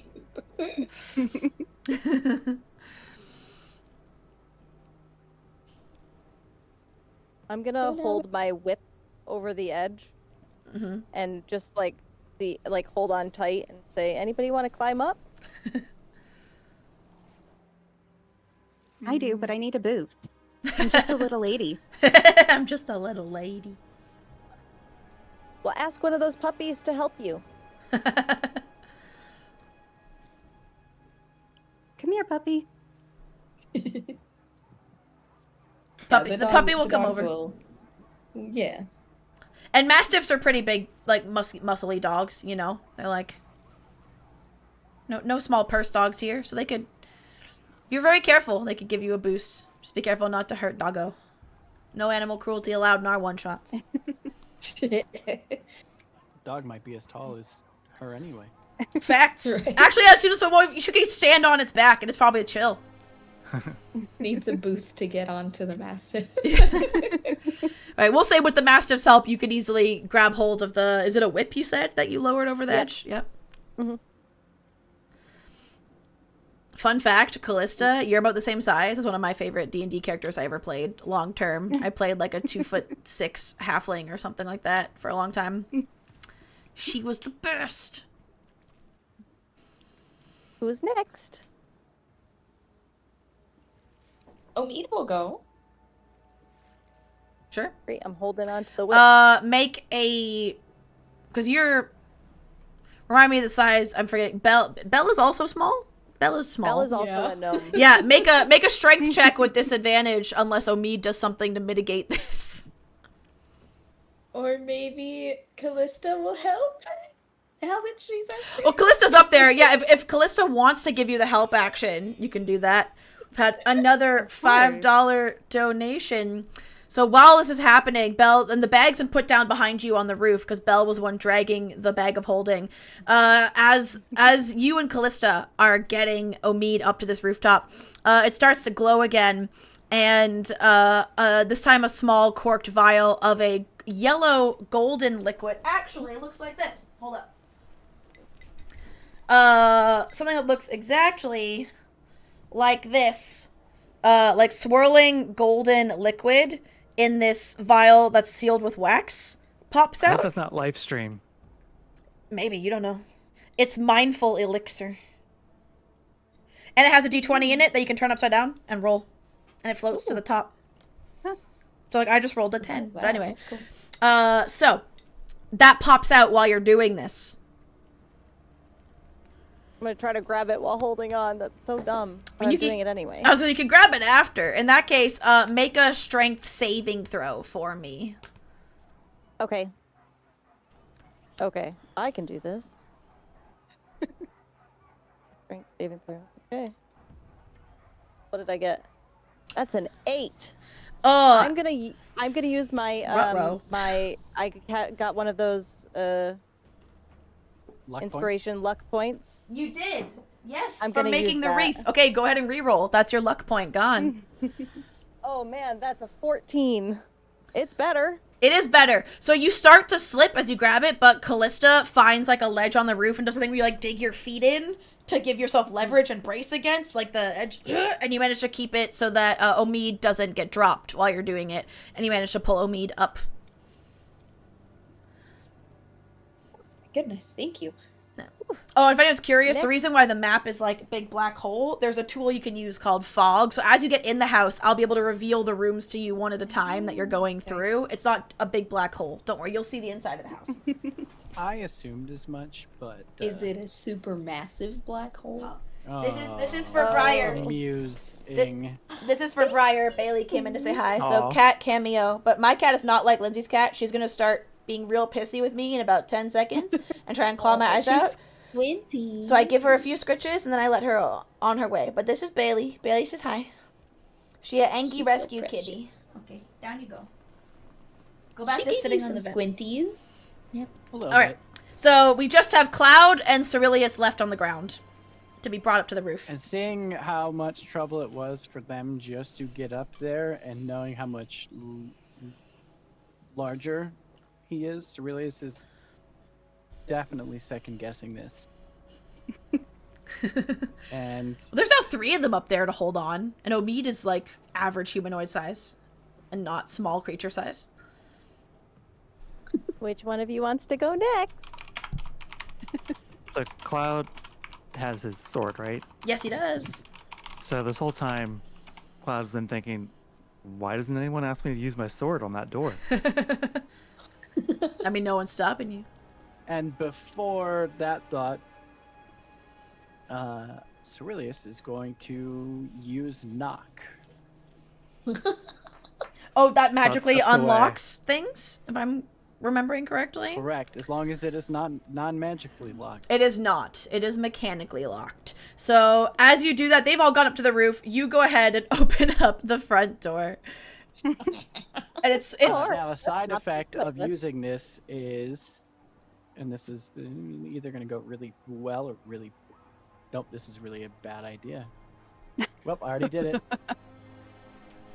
So a I'm loud sure it's knock that's audible up to 300 feet away would emanate from that front door. damn. Wait, so this is an actual power that you have? Is knock? Yeah, it's a spell. That's amazing. Oh, we're doing this one the loud way. Yep. So yeah, you said, so as that happens, you're like, oh, you now get this, and then you hear like in like the most quintessential crotchety old man voice, like, who's at my house downstairs? Who goes there? And like there's that angry old man. You realize I was like, oh shit. Okay, we probably gotta drop this shit and get out. Let me reveal some more of this thing to you, because you can see now, because you've opened the front door. Fog. Reveal. Omid is I gonna literally quickly, said I like- was going to use it, and then I like got to the very bottom of it. I'm like, So you Right, see too late. you see the fireplace there. Unfortunately, you do not see the hope. You don't see a hope mist tree, but given the way that this house has been, and the vibes you get that this is the grinchiest man who lives here and does not seem to be too into hope mist. You're not confident there will be one. There is on this table. I'm gonna use the ping function. This table just south of the fireplace. There is some shrimp cocktail out, but there's no evidence of a hope mist tree in this part of the house you can see. And you hear footsteps upstairs. The part of the house that you still haven't been to yet, you sense that there's stairs on that side of the house to an upper level. And it sounds like someone getting out of bed and like throwing on robe and slippers. Omid's gonna run to the edge of the roof Yeah. real quick and just be like, okay, wait, hold on. What if we just drop the gifts down the chimney and leave? You know? Sounds good to me. And I'm gonna start dragging the bag and with one hand in front, trying to find the chimney again. I'm gonna start Yep. dragging the bag towards the chimney. And I'll help push the bag towards the chimney. All right. Oh. We'll say make a. I don't even know. Hold on. I want you to make some sort of check to make sure you get them all in there. I don't even know what I want you to make. Hold up. Let me look at my things again. Because sleight of hand, but what? It's like aim. I guess just a straight. Actually, no. Make an acrobatics check for throwing something into a target you can't really see. Like you felt around where the hole is. You're making your best guess. So make an acrobatics check. There. Well, with advantage, because the other two are helping you, like, feel out and, like, kind of directing and, like, helping you try to toss things down there. So you can either just Belle can make a check with advantage, or all three of you can make an acrobatics check, and it'll be a group check. I'm very dexterous. And that is not a lie this time. I only have a +2 to acrobatics, so if you just want advantage. I have a All right, +9 then we'll say to you're acrobatics. +9. Plus what Shit. now? +9 to acrobatics. Oh. Can I give Callista advantage? Sure, yeah. So, Callista, you can make Great. the check with advantage, because you're all kind of doing it and picking something, but you're all helping each other. Quick, get it in there. Stuff it down in there. is there a way to roll specifically for that check in D&D here, Beyond? or- Yes. So on Callista's sheet, oh, I hear donations, another $5. Something's gonna come out of this bag. Give me 1 second. Callista, where is the sheet? Up top.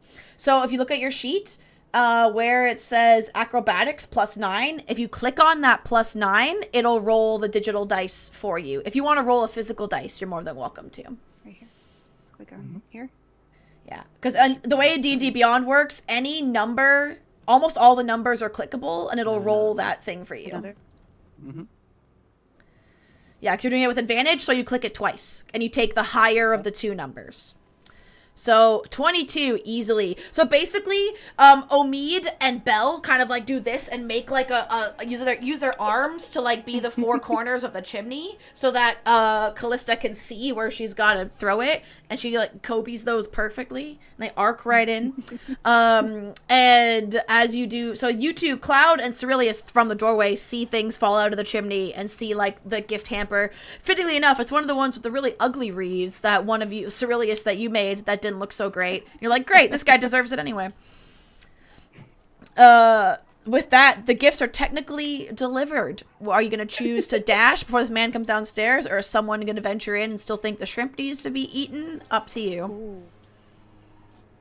Um, I love shrimp.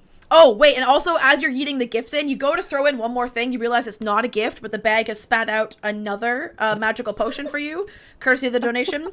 So, this one also has a kind of yellow goldy tint to it. It's almost like it's stuck on a theme right now. Not now bag.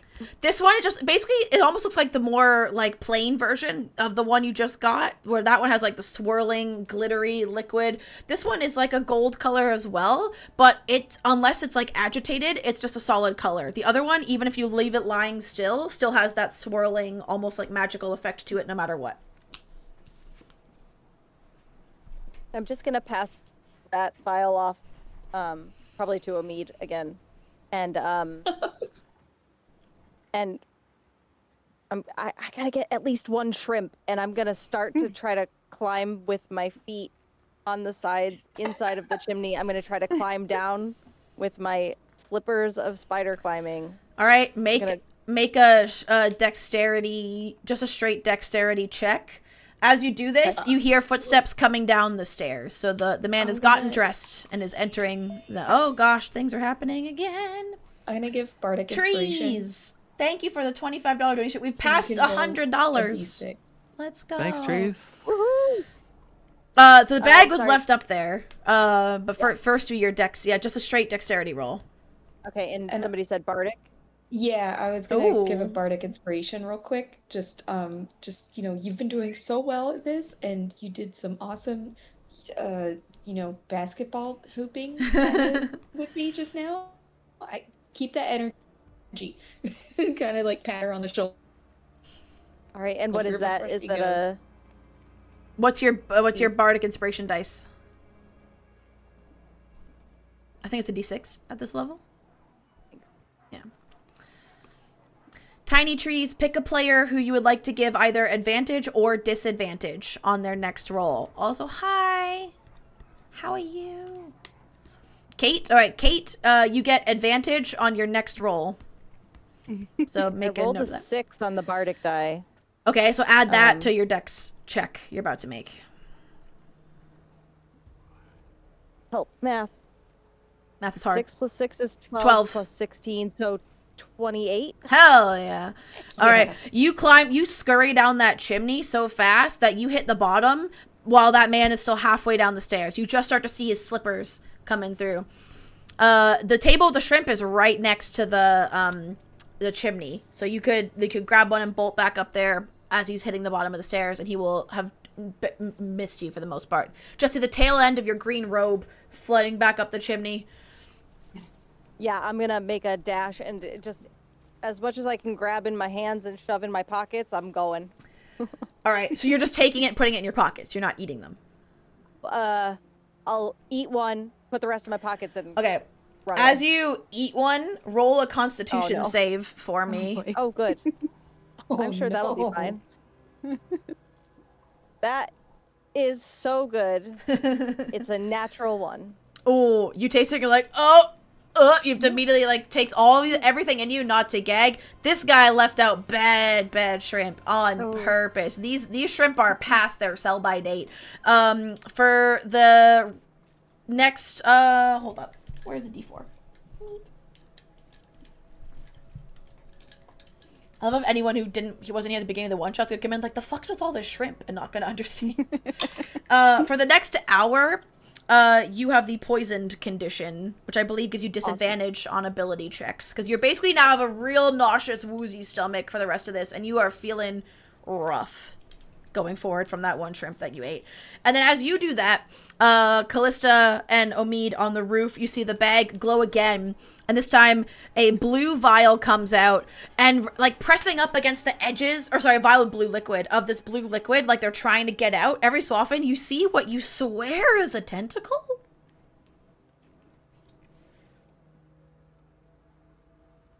I'm sure it's fine. Wait, who sees? Sorry. You and Omid and Callista, because it's in the bag spat out another potion, and you two are on the roof with the bag still. Oh. Wait, so the tentacle is in the potion? Yep.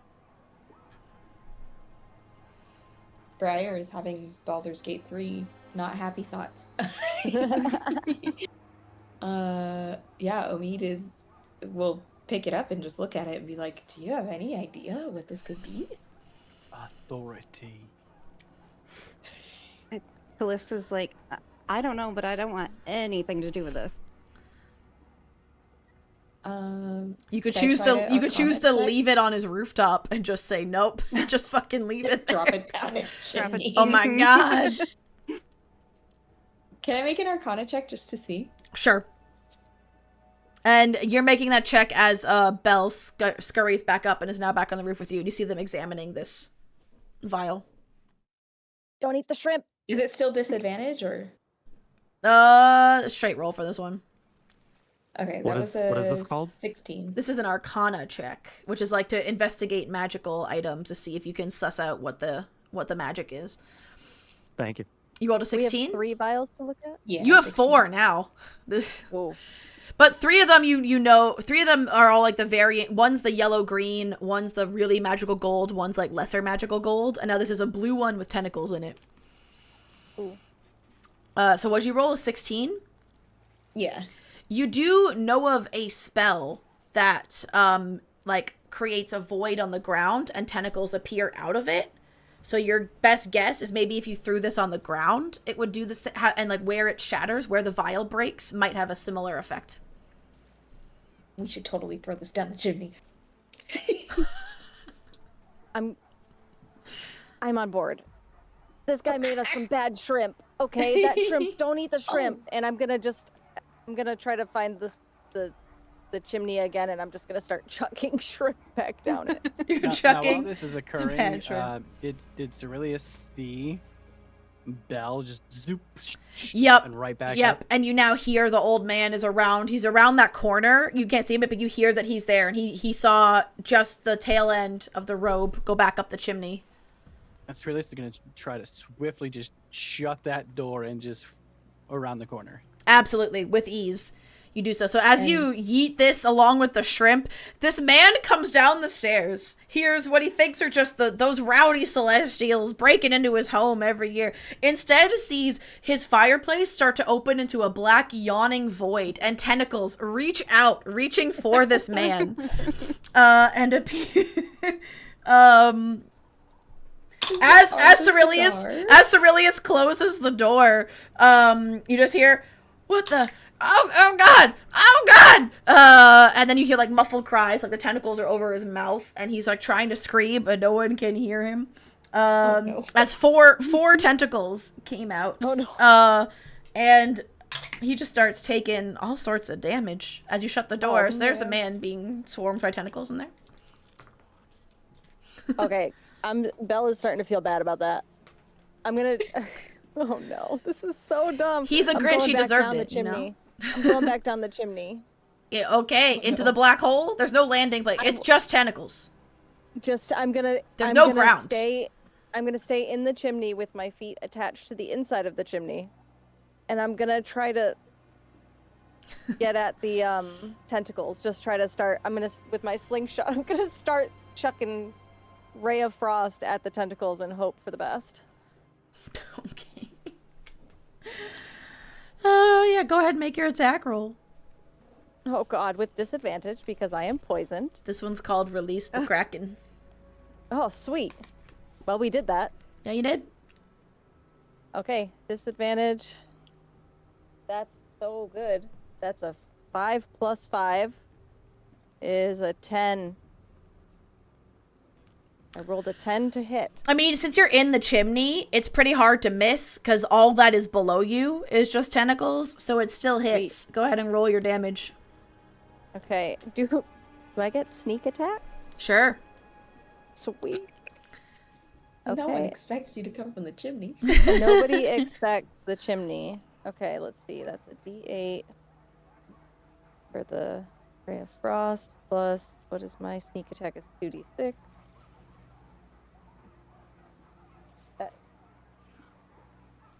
10 damage. All right. So you ray of frost. One of the tentacles freezes and then like shatters. But there's there are three tentacles left, and we're in initiative order now. Now that that's happened. Can I have do I have a spell that I can use? Hunter's Mark? I mean, yeah, we could say before initiative, you could Hunter's Mark one of the tentacles if you want. That would just give you like a bonus when you're attacking it. It doesn't do like damage or anything outright. Okay. So Is if this you'd the like to, chimney? go I ahead. can use that. And Yes, attack. that is the chimney. So you can put yourself on top of it. Yeah, like you're in it right now. Omid Yep. and Callisto, you can pick. You would also be. I'm putting you here, but you're on the roof because you're like, whoops, you're above the chimney, but like in that general area. But you're on the roof. You're not in the house. And Cerilius has started booking it. Can everyone roll initiative for me? Initiative is an ability check. Yes, on your sheet, there should be a place that says Oh, boy. initiative and a number you can click. For you, for rolling real dice, like Belle's initiative, looking at your sheet. With Usually, disadvantage. yeah, usually it's just your dexterity modifier, but sometimes you'll have other things, like if you have gear that gives you or a feat. Your sheet says your initiative is +6 to whatever you roll. Yeah. With disadvantage.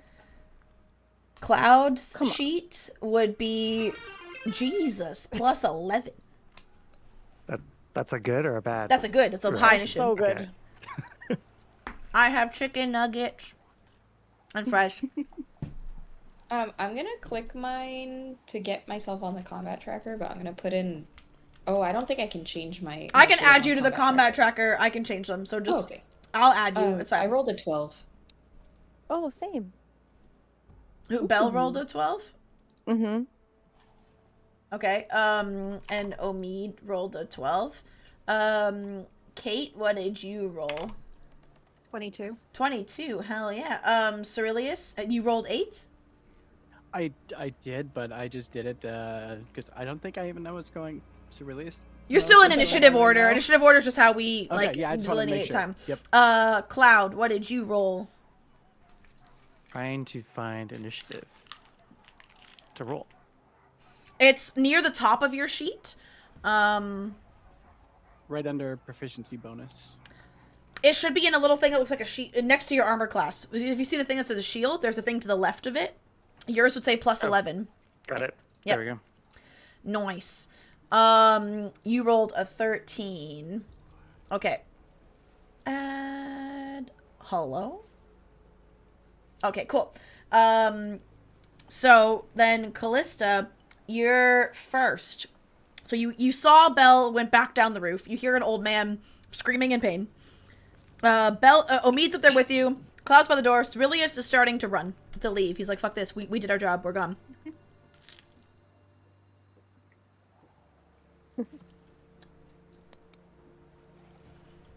So, sky's the limit. You can do whatever you want, but traditional options are like, you have an attack, you have movement, or you have an action, movement, and a bonus action. Are the 3 things you can do in combat.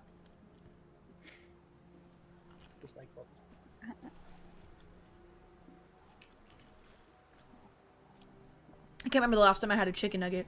It's so good. I don't know. Chicken nugget. I'm jealous. Jealous. I needed things that were not messy and I could easily eat while still DMing, and that fit on my desk. Honestly, that was our plan You for dinner should too. So that's inform Brennan Lee Mulligan. I know, right? No almonds to hand, unfortunately.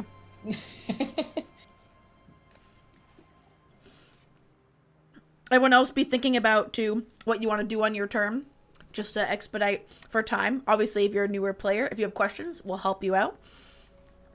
Your characters have a set amount of movement speed. Each one of these squares is 5 feet on the map that you can move.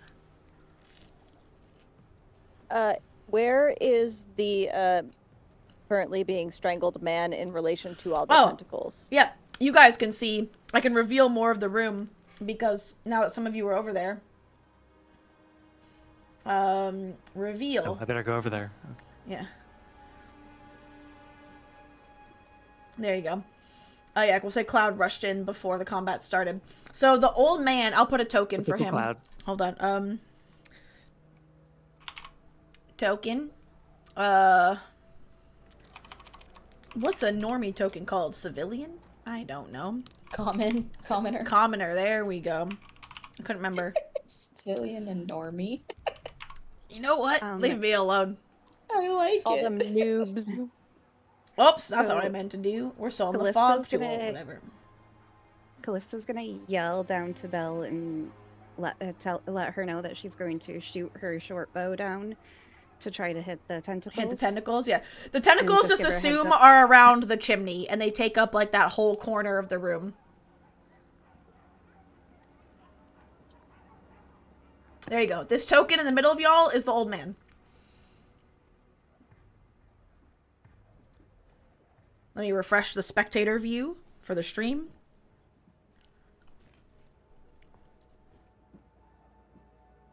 There we go.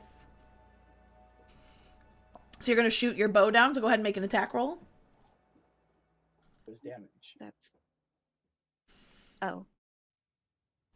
So she rolled a 15 to hit. 15, that 15 hits. to hit. That absolutely hits. And go ahead and roll your damage. 8 for damage. 8, okay. One more tentacle gone. There are 2 tentacles left. I can use my luck. Is there Oh, any that's when it's your turn? Yes. Sweet. Do you have anything else you want to do? Like, do you have a bonus action you want to do, Kate? Or is that your turn? Are you good?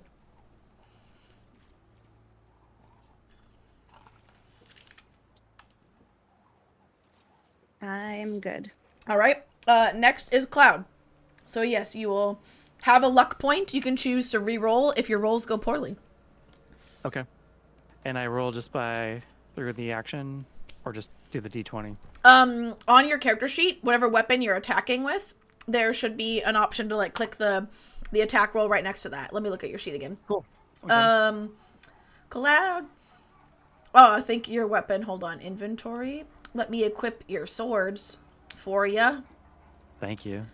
All right, there you go. So now if you look at your actions, where either scimitar or short sword, obviously your sword is not a short sword by any means. It's probably more a great sword. But maybe a scimitar where it says +6. If you click on that, that'll roll the attack for you because you have a +6 to hit.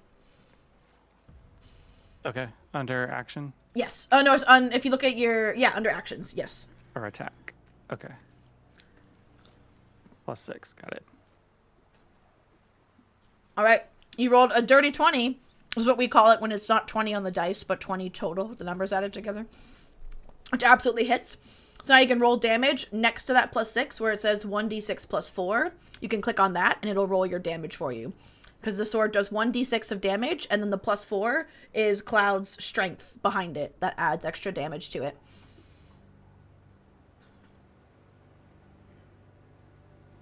Because Cloud's strong. I'm just clicking. Okay, I'll click this. I Yep. guess. Or no, not that. The where it says 1d6 +4, it's right next to the +6. It's like a bigger rectangle. On the unarmed. No, little log where thing? the scimitar is. The same row where the scimitar is, where you hit the +6. Just to the right of that is 1d6 +4. Under damage, you can click on that. I think, do you have your scimitar equipped in your inventory? Probably not, because I'm just clicking on. Oh, because something. I equipped it, but maybe you have to refresh. I don't know if it sees it. In that case, I can click it for you right now. But yeah, try refreshing, because I turned them on for you. Got it. Do they appear now in your actions? Under my action. This gives me a chance to change our music. Because we have combat music. I just haven't turned it on.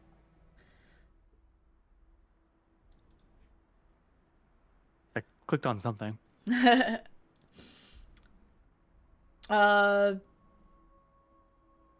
That was something with psychic damage. I don't know, but- yeah. I could. Cloud is going through a breakdown right now. It's He fine. doesn't really understand what's happening. It's fine. I got it. Found the thing. Okay, so you did And- seven points of slashing damage with your And he's Buster very grateful for sword. that. And you swipe and take down another tentacle. So there's only one tentacle left, and it's the one grappling the old man. So I this got a this tentacle tentacle is wrapped around. He's tentacled. Excellent. Is there anything else you want to do on your turn? Do you have a bonus action you'd like to use? Yeah. Let's do. Oh, actually, you hunters marked the tentacle before, so you get to roll an extra d6 of damage. So Okay. the extra damage from your hunter's mark was an extra 2 points of damage. So you actually did Alright. 9 points of damage. Fun fact. All right. You don't really have another bonus action you can do because you have 2-weapon fighting, but that's if you're using your weapon is a 2-handed weapon, so you can't really use. That's if you are doing like dagger or like one weapon in each hand, which you're not doing. So I think you're good. Belle, you are next. So there's one tentacle left, and it's grappling this old man who is looking at you guys with big eyes. His mouth is covered by the tentacle, but now he's giving you the, I don't care who you are or why you're in my house, just get me out of here. I am going to do the same thing again. I'm going to reload my slingshot with another ray of frost and aim for that tentacle. Roll to hit. Okay, with disadvantage because I'm poisoned. Oh, so bad. That's a 9 to hit. Unfortunately, No. that does not hit. 8. That goes wide. Oh no. You miss, and instead you just freeze. It hits like the back wall of his house. There's now an icy patch on the wall of his house. Sorry, happy Hopeless, and I'm gonna just try to stay away from the tentacles There's only one left. because Just the one that's Yeah. wrapping him. Mm, We'll say you I don't- were so afraid to hit him with the ray of frost, you aimed too wide, and that's what made you miss Yep. the tentacle. I don't think I have any bonus actions that will help. I can cast Mage Hand. I will cast Mage Hand and try to have Mage Hand pull the tentacle off. It's not gonna work, but I'm gonna try it anyway. It's trying. It's doing its best. Little Mhm. mage hand. All right, Omid, you're up. Okay. So new wild shape rules. Mm-hmm. Known forms, it says I have 4, challenge rating of 1/4, and lack of fly Yeah, speed. they cannot Okay. fly. Well, pew. Okay, in that case, there's no point in wild shaping. Unless snakes are like super fast. Ooh, maybe I could be a snaky snake. Bite the tentacle. Sorry, I was thinking bat, but then I realized fly speed. Mm-hmm. Fly speed. Why is there a flying snake? There's everything in D&D. Yeah, I guess there is. That is so funny. Okay, I think I can do Constrictor. I just need to check the challenge rating.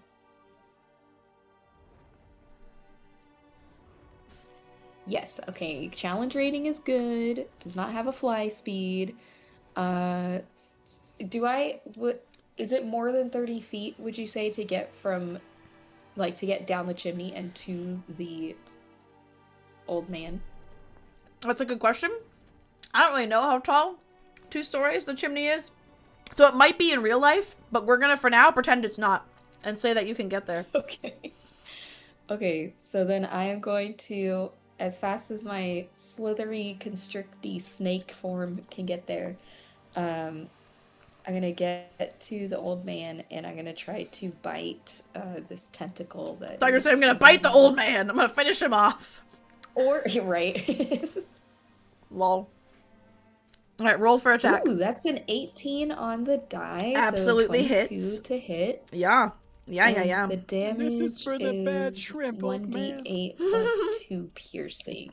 Ooh, that's a 7 plus 2, 9 damage. Alrighty.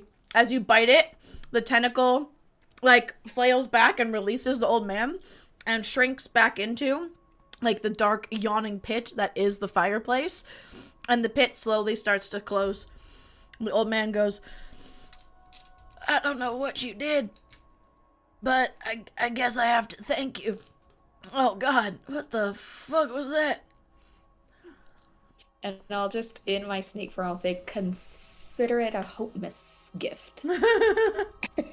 Love it. I'm gonna use my mage hand that I already cast to try to tap the old man wherever would make him look in the exact opposite direction of the rest of us, so that I can move back up the chimney without him seeing. Amazing.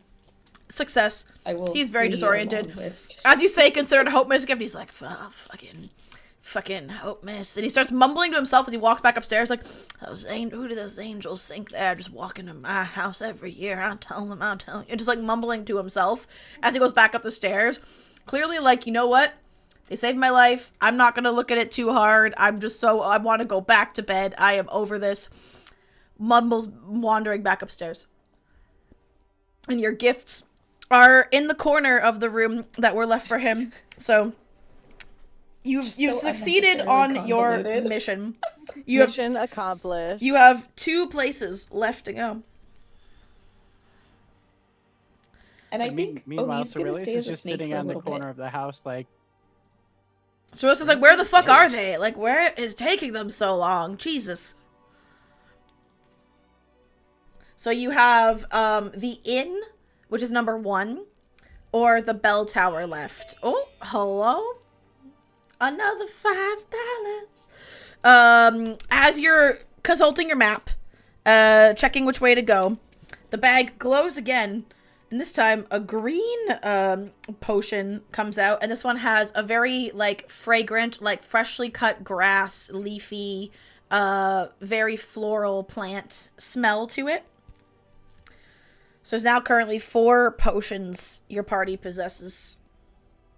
Would I recognize that as a druid?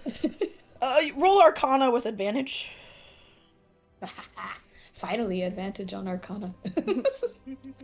Let me find it. Oh yeah, that's still just a +1. That's an 11. You know it does something. The magic in it feels like the aura it emanates feels very similar to your magic. Like when you wild shape, there's something animalistic about it that calls to you, but you can't say specifically what it does. We still have 3 others that we're checking as well. I mean, yeah, you're welcome to do your best. The group can, well, you've already, one of them you already figured out, the one that was luck based. You helped Omid that it seemed people would use it, drink it when they needed a boost in luck, but it has been known to backfire. The other 2 gold ones you haven't tried to figure out yet. Okay, as we're moving to the next spot, I'll kind of like look at them I'm individually. gonna wrap myself gently around my deer and ride my deer as a snake. The one, as you study them, because for time, I'm just going to give you guys, because the group's all studying these as together, you're all helping suss it out. Freebies. The less fancy looking one has an air of teleportation magic, and all of you smell something different, but all of you, it smells like your favorite tavern when you smell it. Like whatever the aroma of your favorite tavern, like your local pub at home is. That's what it smells like to you. The fancier, super gold swirly one, you notice every time you move the vial, rather than like sloshing noises, it almost sounds like clinking coins, even though it's a liquid. So your guess is it has, and it's gold and shiny and like pretty in color. Your best guess, maybe this has something to do with money or gold. I say we finish up these last 2 places and then crack that baby open and see what happens. I'm with you. Cloud wonders if that's Tifa's bar called Seventh Heaven. It smells like it when you're sniffing it. Like that's what the memory, like, you know, scent memories people have, like you immediately think of Seventh Heaven when you smell that potion. All right, so are you continuing with your plan and going to the inn next, or just do you should be good for time, you're not worried about time crunch yet because you haven't taken a crazy inordinate amount of time at any of these places. I'm sticking How to the long plan. does it take? Same. Yeah. How much of my hour as a snake is taken up by the walk from the Grinch to the inn? You'll probably only like 30 minutes of it. Not even. How far? Okay. Each square Just gauging. is 30 feet. 3, 6, 9, 12, 15, 18, 21, 24, 27, 30, 33, 36, 39. Wait, how long does it take to walk 500 feet? Not long, so you're fine. Okay. You get there. All right, so you're heading to the inn next? Yep. All right. Yay. We go to the Sanguine Dawn Inn, as it is called. And let me make sure my spectator page refreshes. There we go. I gotta move it so it's more visible. Is that better? Good enough. Okay. And I'll put your tokens in there. So you see, this one, there's lights been left on because it is an inn. It's late enough at night. Even the most, like, stay-up diehard patrons have gone to sleep. Plus, everyone knows it's Hope Miss. Oh my god, the tokens are huge now. I'll fix that in a second. It's Hope Miss. They don't want to stay awake and deter the Celestials from coming and delivering the gifts. So there are no rowdy late night or wee hours of the morning drinkers. But lights have been left on because they do know that someone is coming to give gifts. And obviously, front door is open. Let me now make your tokens smaller. Because that's huge.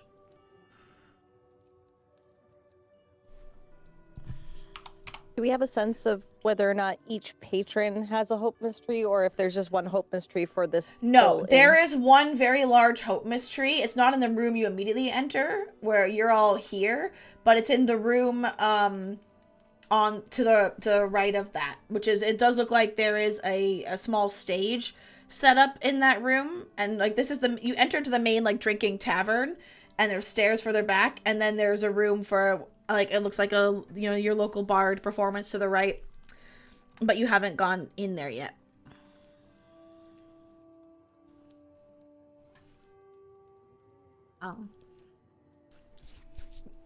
But does everyone go ahead and enter into that next room? Yeah, it's really already I will walking in there. follow. I'm feeding the baby real quick, so I will be quiet for a little bit, but That's cool. I'll basically follow people. Okay, in that case, can you spoiler alert, can you roll initiative right before you go? As you enter this room, you see, hello, spectator mode. Can we refresh? There we go. A metal automaton that was inactive and inert stood up and whirred to life on the stage. At first you're like, oh, maybe it's gonna like do the performance for us, but then it looks at you all and says, intruders, and raises a weapon, and you're like, oh shit. Clearly they forgot to activate or deactivate their security bot, shall we say. Do any of you speak Celestial? Yes. Anyone who speaks Celestial, you read writing on its arm that says Securabot 3000 in Celestial, and a note that says, like, underneath it, it's almost like someone, like the tinkerer who made it has like inscribed like a note to himself, the remember to deactivate on Hope Miss, and clearly forgot to do so. Their own little reminder to themselves didn't really help. So yeah, roll initiative for me. I see Cerilius got a 4. Callista got a 19. Cloud got a 30. 19 plus 11. Fucking A. I know Briar is feeding Nerdlet. We'll just, if Briar's chill with it, keep Briar's initiative in the last round. Also, then because Briar's lower down, because Briar's doing things right now. Lindsay, what did you roll? Well, I have disadvantage, and I rolled a natural 20 Oh, and a 5. yikes. So I have an 11 for initiative. Okay, great. Now, Better than a 1+3. Hello. Hey. Oh, I'm on the spectator page for that. Haha, that's not what I want. I need to be on this page to modify things. The dice are not kind to me today. All right, add him to the combat tracker. Open his stat block. Okay. Where's my D20? Bam. Perfect. Okay. So, Cloud, you are up first. I'm attacking. Up to you. I mean, you don't have to. We're an initiative for the managing of time, and because it seems hostile, but nothing says you have to attack. Like you could try do like reasoning with it. You can try doing other things. You could try escaping. You could try like outwitting it somehow. Like just because we're an initiative doesn't mean combat's the only option. It's just the most likely or most common. Okay, I don't want to attack. I want to go investigate. You could look for a way to deactivate it. You could try to do all sorts of things. All right. Yeah, I want to go since I did speak Celestial and I got that. I want to go try and deactivate it. Okay. Roll me. I think investigation is intelligence based. Let me double check that before I tell you to roll it. Okay. Yeah, so roll me an investigation check. So you're looking for other evidence, or maybe there's a lever, maybe there's a button, maybe there's like a handle. Like you're looking for some way to turn it off. So investigation, which is in where all your skills are listed, and you can click on the modifier next to investigation to roll it. 16. That's all. So where it said it was in Celestial, the writing, remember to deactivate. You think back and you know you're far from home. You are in a place that is not Midgard. But you do know that where you come from, there are robots, automatons, machines that have code words that make them do things. Either turn on, turn off. And it does look like that something, like maybe the creator started to write the code word, or like the deactivation, activation word in that note he was leaving to himself, but ran out of real estate. So you surmise that there is a way to verbally power this thing down. Verbally power it down. Okay. I've turned to my friends to see if anybody has an idea of what could be the verbal code word to power it down. Everyone at the table, roll a history or religion check. You can choose which one.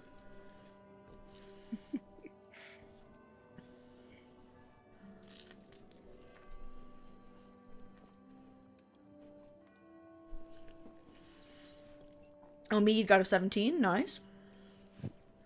I got a 14. Mm-hmm. So did Cloud. Oh, Callisto with the nat 20. Nice. And Ryan, what'd you get? I didn't. How do I make it do the roll? Or There you go. That? Yep. Click. Click with it. Okay. Cerilius, no idea. No, this is not your jam. No fucking idea. Callista and Omid. Omid, especially because you've been interested in Celestials your whole life. You shout out, and you know the writing on its arm was Celestial. You shout back, I don't know about the, or you know, I don't say you shout back. I can't tell you what you do, but you know, you may not know the word, but you know that the language is also important because it would only be programmed to respond to command certain languages. So you are confident that the code word has to be in Celestial. And Callista, you don't know that. You don't know anything about Celestials, but you know what the beings told you. Like, everyone knows Hope Miss is the same day every year. Everyone looks forward to it. The people at the inn, you have lots of gifts to deliver here because this is for all the people staying at the inn. Surely they knew, and they left the door open for you and everything. So they definitely would want this robot deactivated. And maybe as a backup in case this happened, it must be something obvious. It must be something topical so that the celestial beings themselves could turn it off when they came in and turn it back on when they left for security purposes. So maybe it's Hope Miss? Like, it seems very on the nose, but like, why the heck not? So one of you knows the language, one of you has a guess at the word. Have you tried password? And you can choose to convey that to Cloud however you would like. If Omid / Briar's busy with Nerd, I'm assuming she would shout, or yeah, she would just shout back. Yeah. It's gotta be Celestial. Yeah. Oh. Callista. What Okay. about the celestial word for hopeness? Brilliant. All right. So Cloud decides to say the celestial word for Homus and crosses his fingers and prepares his sword just in case. Roll a performance check with advantage for me. Because this is a language you know. But knowing like a written language and speaking it are two different things. And I doubt Cloud is speaking Celestial in Midgard very much. Well, in Midgard, it's kind of known as ancient. The ancient language taught to me by someone really important to me. Genius, that would be why you rolled a nat 20. So you don't actually know this language as Celestial, but you do know this language. And maybe we now know where the Celestials left this world to. Maybe we all know now where they went. Or you have an Also known idea as where the they went. Cetra. So kind of So you flawlessly say the Celestial words. It's not even Hopemas, because Hopemas isn't really a word. You say the words for hope, and you say the word for holiday, and you kind of combine them into a compound word in Celestial. And as you do, the robot immediately sheathes a weapon and says, password accepted, happy Hopemas in Celestial, and then goes back to like a resting state on the stage. And you're fine. You're out of initiative. Phew. You are free to deliver those goodness. gifts. That was a team effort, everybody. Really proud of everyone.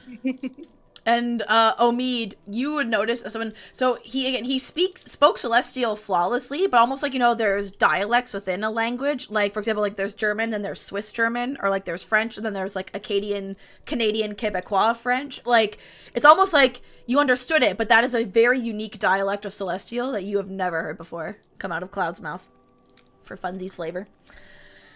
All right, you're free to deliver the gifts. They are in the room where the robot, the shield guardian, was. I drag the bag behind me and start passing stuff out. And this one has multiple gift hampers. You kind of just keep pulling because you have no idea how many residents are staying at this inn until the bag stops giving you stuff. Because you're like, well, I guess that must, because they said the bag would know, and you just have to like trust it. So that must be it. You must be done. Cloud stopped for a second and kind of looked at everybody and said to the group, do we know what these gifts are that we are giving everybody?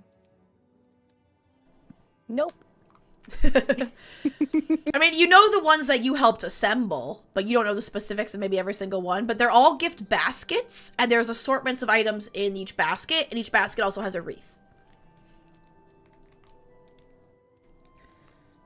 Oh, good. Seems I feel festive like- to me. I feel like I'm good about the gifts then.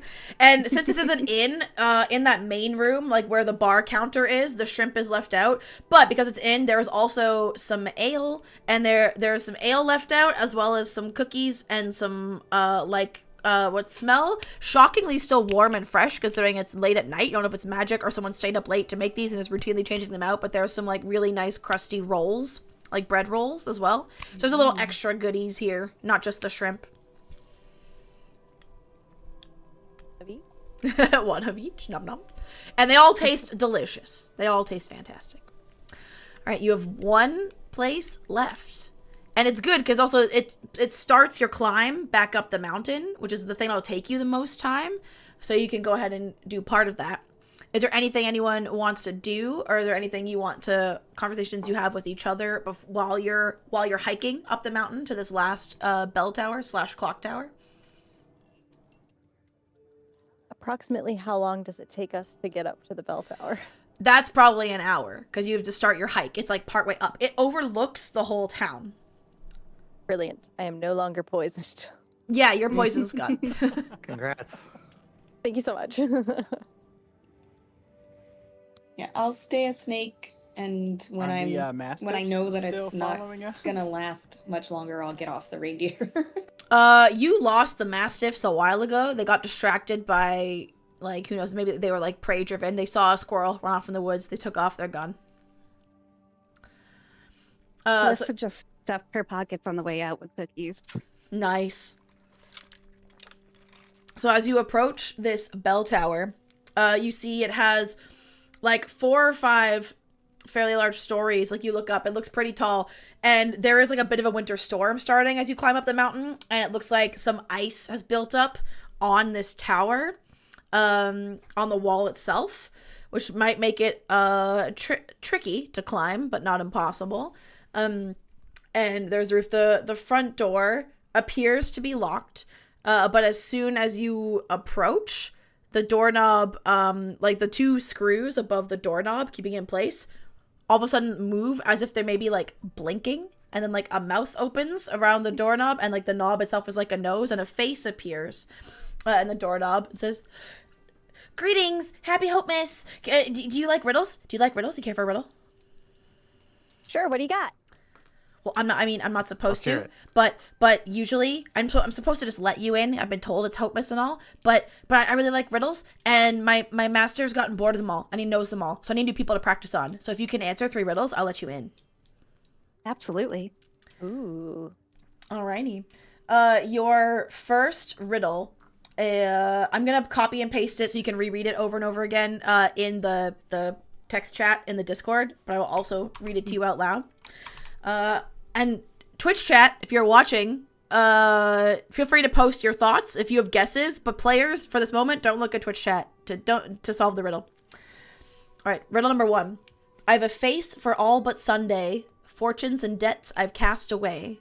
If you twin me as a pair, my wink turns to a serpent's glare. I put it in the chat so you can reread it.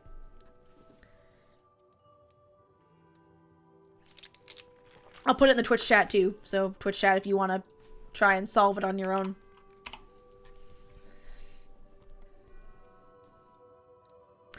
And while they're thinking, we're at $115 for Hopemas so far. Oh, let's go. So we've raised $100 during this one shot. We started at 15 today. Nice. And we've gone through, these are the donation effects they've resolved. 5. There's still 4 potions in their inventory should they choose to imbibe them. $115 is enough to provide mental health support Briar to knows the 38 answer. people. For 38, did you say? Oh, Yes. heck yeah. There you go, guys. We want a tangible what this money does. Because again, Project Hope is an organization that is all about crisis relief, humanitarian relief. They're in places like Gaza, the Ukraine, when there's natural disasters, like the fires in LA. That's the kind of stuff that they are on the ground helping with. And we've raised enough to provide mental health support for 38 people. That's pretty cool. All right, Omid, do you think you have a guess at the answer of this riddle? Yes.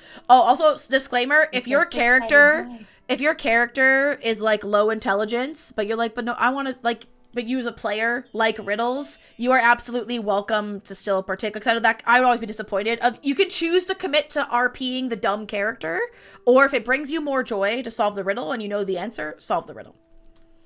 What Conan, if you as a person are low intelligence, but your character is high intelligence? that sucks for you. Conan, thank you for the $10. While you're pondering this riddle, actually, this one just happens. Even a potion. I'm gonna roll a d6 to see who this happens to. Okay. Belle, while they're all pondering the riddle, roll a d100 for me. Ooh, fancy. Which is basically a percentile dice. So it'll tell me like a percentage or number out of 100 that she's gonna get. Your cat Alright. is wild. He is all over me He's today. just standing all up over you. Okay. Oh, what the heck is that? So I rolled a 10, Okay. which is, and a 2, so 12. 12%. So exactly 12% of your body, which I guess is what, like your head, maybe a little bit more, from the head down, starts to slowly turn invisible. So you all look over, and all of a sudden, Belle appears headless. It's very strange. Why are you all looking at me like that? I look at the doorknob. I'm like, what is this? What happens if we don't answer the riddles fast Is enough? this- Oh no, I didn't do that. That's on you guys. I didn't do that. I just opened a door. I'm just a What- sentient doorknob. I didn't do that. Belle's like looking around to figure out what's wrong. Omid will like try to let Belle use her glasses as a mirror. So yeah, you look and your head seems to have gone invisible, but it's still there. You just can't Oh, see it. sweet. And Omid, as you do that, you say you had a guess at the riddle for the doorknob? Yeah, Yep. it's a six-sided die. Correct. It is a die. So he goes, yeah, exactly. That's it. See, that's not a good one. I thought it was a pretty good one. I came up with it myself. All right. Riddle number 2. You ready? All right. All right, let's do it. I am no artist's model, and yet you have to draw me. I'm truly awful solo. I need a partner sorely. I like violence, or is it violins? Depends on where you saw me. I put it in the Discord, and I will put it in the chat. Made sure to have these ready in a Google Doc ahead of time so I could copy paste this. This is making Briar's brain happy. And in about 2 minutes, while you're sitting there think-thonking, Belle, your head becomes visible again. That potion. Why is everybody looking at me? That potion's called stealth checks. There must be a reason that happened. Maybe it'll come back later. I hope Miss Miracle. It's a hopeless miracle. Belle maybe has an answer, but I'm not sure it's right. Is it a bow? Yeah, the doorknob, like it almost like it starts to vibrate, almost like it was shaping with clapping. But obviously, it doesn't have hands; it can't clap. But it's like, yeah, exactly. I love homonyms. Aren't homonyms cool, guys? Yeah, they're pretty cool. All right, last one. I know Real. about cool, but it's getting pretty cold out here. Oh yeah, it is. Last one. This one's real hard. This is the hardest one I've ever come up with. You ready? I'm ready. When is a door not a door? And it almost gives like a mind blown gesture if it could do so.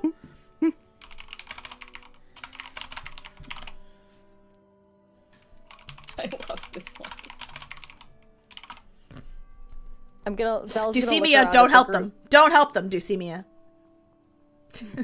Anybody? Yeah, Deucemia. Omid looks very excited, like she knows, but she's Belle having too. kind of the same thing as Belle of like, maybe someone else will get it. You're gonna- looking I'm like gonna you're giving everyone a chance before you just Right. like. Cloud's very confused because he has no idea and wondering why these others won't just help. He's like, come and on, just say fucking what say is. it. And I feel like Omid kind of looks at Belle like, are we gonna say this at the same time? Is it gonna happen at the same time? Are we gonna just burst out with it? Like very excited Alright. look on her face. You ready? 1, 2, I'm- 3. When it's a jar. Yeah! Shout out to Bartok the Magnificent, one of my favorite animated movies as a kid. Woohoo! Anyway. Apparently you're a bunch of cheaters. Chat thinks you read their messages. They don't think you figured it out on your own. They have very little faith.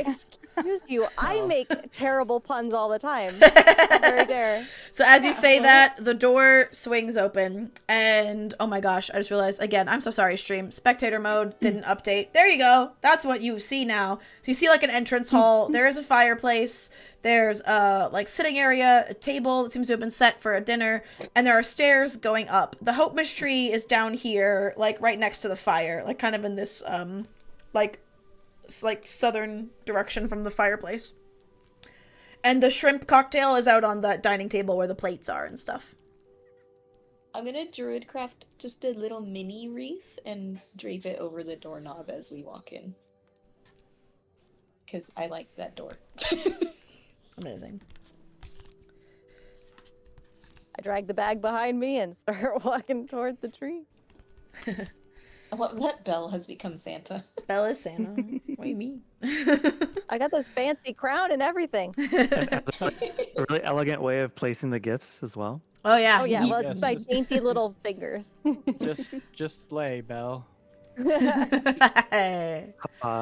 Well Hey. played. Alrighty. Before you start your trek up the mountain to return to the Celestials, for you have delivered all the gifts you were asked to. Is there anything else anyone wants to do?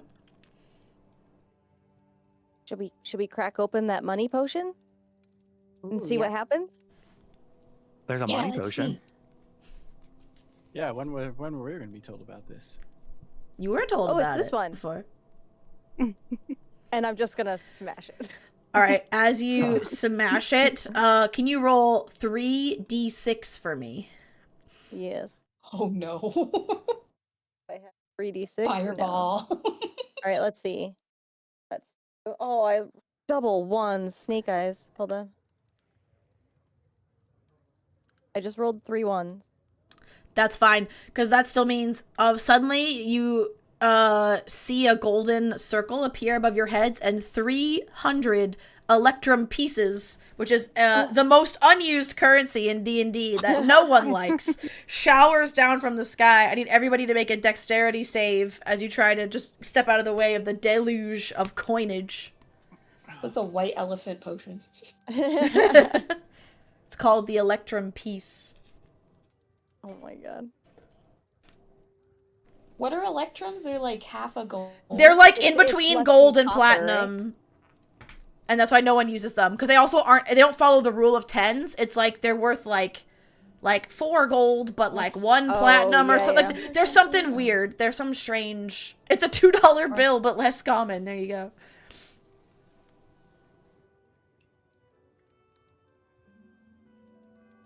It's not the worst thing I've rolled all night for once. What'd you roll? I guess I could look at it in the thing, can't 13. I? 13. I should probably just been rolling physical die this entire time. Yeah, Here we right? are. Okay, 13 for you. Yeah, I should have, because I just got an 18 if I would have rolled.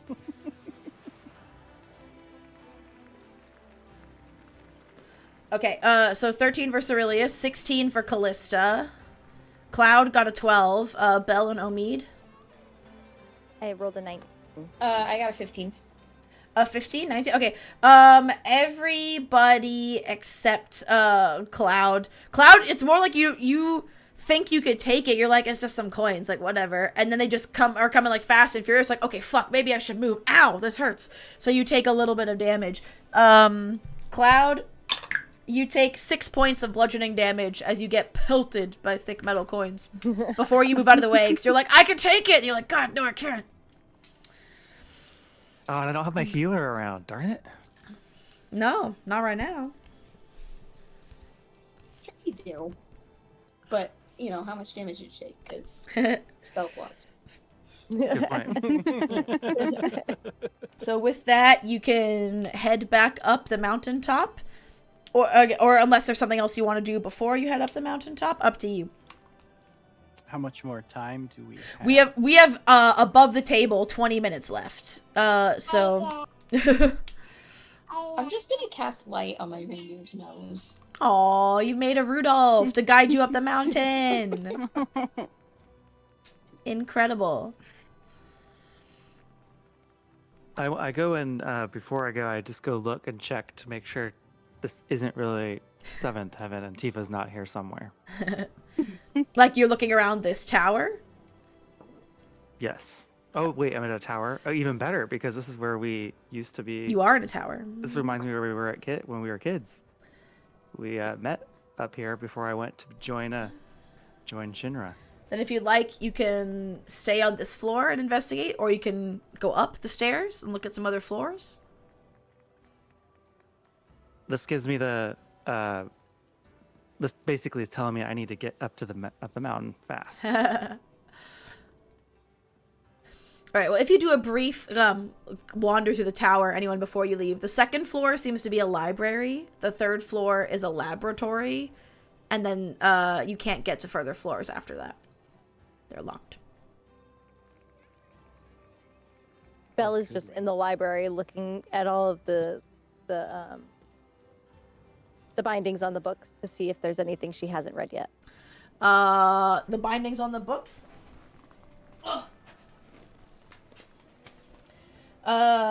Roll for me.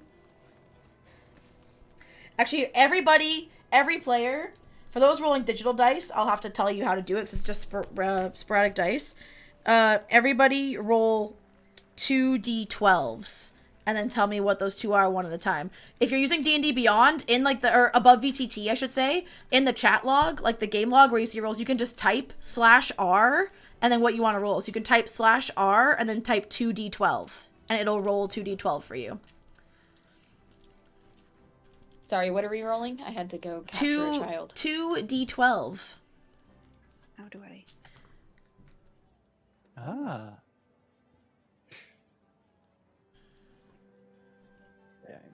Okay, so the first book you see is a fiction title called Telling Her Dark Side. The second one you see is a historical essay called Priest and the Wolf. But it has like the binding and the marking, like the label of a historical, not a nonfiction, even though it sounds kind of like a fictional title, which is wild. The next title you see it has a magical aura, and it's called Revealing Golems, an instructional manual. The next one you see after that is called The Crying Phantom, and it gives off a rather malevolent aura, and it's like chained to the bookshelf. Those are some titles you find. For anyone wondering what your dice rolls did, I have a random book generator, and your numbers picked things, and that's what made the books. That is fantastic. Brilliant. Funsies. Very cool. Just you're like, well, I rolled. What am I doing with that? I used your rolls. I promise. I'll just be reading the Golem's Revealing instructional Golems? guide. Yeah, I'll just be reading that while everybody else is exploring until they're ready to go, and then I'm. Yeah. Other than that one about the phantom whatever that's chained to the bookshelf, if you wanted to have a klepto moment, you could take any of those other books that tickled your fancy, take them with you as a souvenir. And while they're all doing that, Cerilius is just sitting down in the ground level, leaned back in a chair at the table, just strumming his lute. Everybody would get a luck point or inspiration from that, because the music is super, super pleasant, relaxing, peaceful, hopeful even, if you will. I'll go downstairs and take out my pan flute and start playing next to you.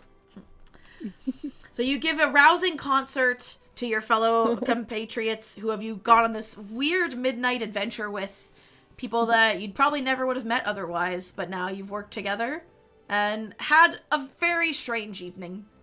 You make your way back up the tower, back to the mountain, and you see the cave where you came from. And as you go inside, Fiola, the Celestial, is eagerly waiting for you. She goes, "Oh, wow, you made excellent timing. How did it go?" Flawless. We gave up this chair Yeah, it to was all. great. There was almost no tentacles involved whatsoever. There were puppies. Callista, you see her face at the tentacle line, like give a what, like an eyebrows come down and a question. But then when you say they were puppies, she like her face softens again, and she's like, "Oh yeah, that must have been the Henderson house. They have such nice dogs. Oh, I should have. I'm so glad they were nice to you. They're used to us. Oh my gosh, I should have They told would you like about you to that. know that you should pet them more. Oh, I always pet them, but I haven't gone on deliveries for the past maybe like 4 or 5 decades. I've been other duties. I should tell the new gift bearers for sure. That's very should useful add that to the feedback. Thank you. checklist. Those are And old dogs. Callista, you see her overall demeanor from when you left is also just vastly improved. Like the anxiety she had before seems to have melted away. And says, "Well, thank you so much for your help. You will never guess what was making Grandmother Grunhilder sick." The shrimp. I hope she didn't go to that old man's house, because I could tell her. No, but oh god, I didn't realize that place was on your list. Oh, I hope you didn't eat that. Nope. Excellent. No, it wasn't shrimp. Far worse. There was an ice flow hag hiding in the cave in the back. See, we have hot springs, but we also have some frozen pools back in the cave. And there's these hags that live like trapped under ice flows and can like water walk through them. And normally they would siphon life force, or I believe maybe do you call it life stream or something? Looks at Cloud, but they either way Panic. they siphon energy from living beings, and she's just set up shop here because Grandmother Gunhilda, we're immortal. It's an endless buffet to her, but she'd siphoned so much energy it was making her ill. It was awful, but she couldn't die because she was immortal. Oh my god, it was truly tragic. We've dealt with her. We managed to deal with her while you were gone. So thank you so much. You quite literally maybe saved Hopemas, honestly. That's You are why. most That's welcome. why we were here. All. That's why we were meant to save Hopemas. This was meant to be. This was fate. Well, I mean, the lists are never wrong. And one of their other names is the Fated Lists. So you're probably onto something there. She gives each of you, she has points to the table and there's bags with your names on them. They're like miniature versions of the bag you were using to deliver gifts to. All of them contain 25 platinum pieces, an elixir of health, and a spell scroll in them that your characters would have for future one-shots or future events. Shall they make a return for anything that we do? I can send you this later if you want to add them to your character's inventory should this character come back, because I Yes, think 'cause it'll y'all probably did a take me a minute to figure out. yeah, I had a great time and y'all did a great job, and who knows, maybe we'll see these characters again in Well, if future you're looking adventures. for volunteers next year, I'm always around.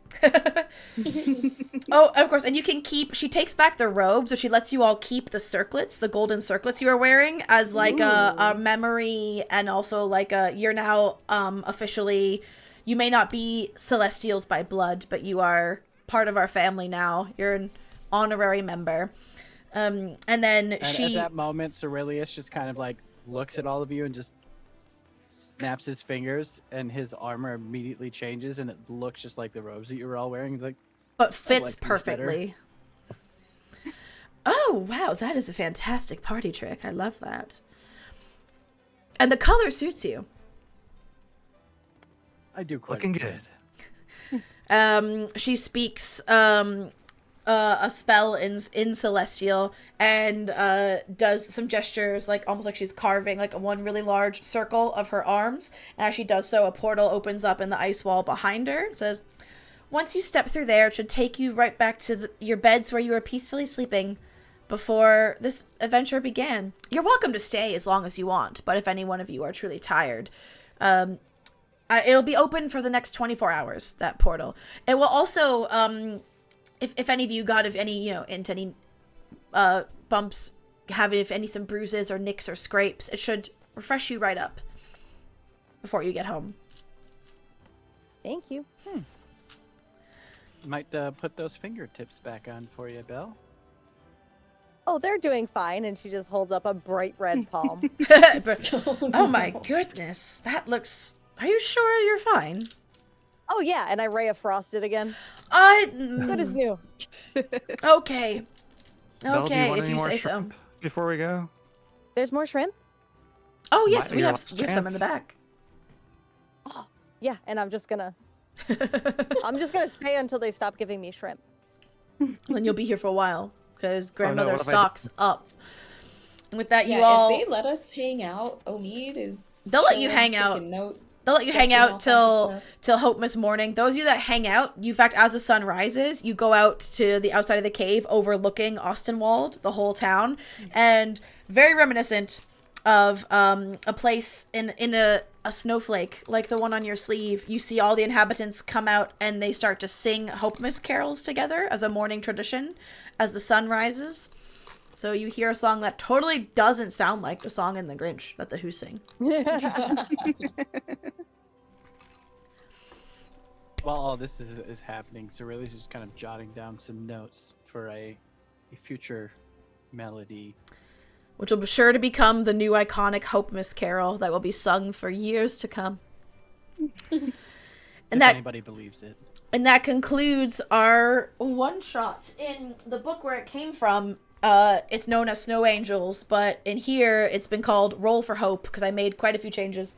Thank you so much to all my players. If you're curious, the 3 potions you didn't drink that came from donations, the drinker and their party are immediately teleported to a tavern where any number of magical drinks are available for purchase. The luck one, for the next minute, all d20 rolls made by the drinker, anything 15 or higher are all considered nat 20s, but anything 5 or less is a nat 1. Oh. And the last one, green mana, you gain a trampling attack and a love of the forest. And you basically get, like, the trample ability like a bear would have. You have spectral bears that are, like, running around you. It's cool. I'm just going to dump that one on Omid before we leave. Oh, God. So, yeah, each one of these cards represents a donation because they were drawn for things. So, look at all this good y'all did. Incredible. Wonderful. Really quick, gonna go around and everyone remind the chat who you are, where they can find you, like if you make content or if you have a website or if you're doing anything, and feel free to plug anything in, anything you want. We're gonna start with Ryan and Kate this time though, because they have a time-sensitive charity thing they're doing that I would love for them to tell us about. Because it's pretty cool. Oh, I was like, I thought you meant like we were times. I'm like, we have to be somewhere. No, I mean, your thing only has so many days left in it. That is true. Yeah, so my name is Ryan. Ryan Not Lion everywhere on social media and Discord. We are running our 6th annual Bean Team virtual toy drive, as well as our 1st annual shelter drive. Because we lost our sweet dog in September, so we wanted to honor her memory by helping some local shelters with supplies, food, treats, and all things for the good little four-legged friends. Which we love but dearly. I have links up on all of my socials if you are interested. Laura can show you the way. Yeah. Here, let me pull some of that shit up right and now. That cutoff is going to be the 11th, so that's Thursday, which is wild to me that's So everything close. would have to be delivered to us by that date. By Thursday. Yes. Because we are going to be delivering. Now, the shelter drive is running indefinitely. There is no date for that because that's a lot easier to manage, and apparently animals don't care if they get things on a certain date. They just like getting them. So Okay, this first link I'm putting is the toy drive that Ryan has going on, the Amazon link. You can do it either via Amazon or via Throne. yeah, same list. So I'm gonna put the link to both. So that's the Amazon, and this is the Throne toy drive, and then I'll put the shelter drives as well. And then, yeah, find Ryan Not Lion on Twitch. And then, Kate, if you have anything in addition, any of your own personal projects or any links you want to plug, go for it. I'm Kate. You can find me hanging out with this guy here. I mod for his channel. I do a lot of planning and such in Discord and for the stream itself. So you're likely to find me over his way. Thank you. There you go. And we're And gonna. we are also going to be fundraising for Project Hope and Woo! Hopeness starting next Sunday. Woo! Can't wait. All right, next we're gonna do reverse order from our intros.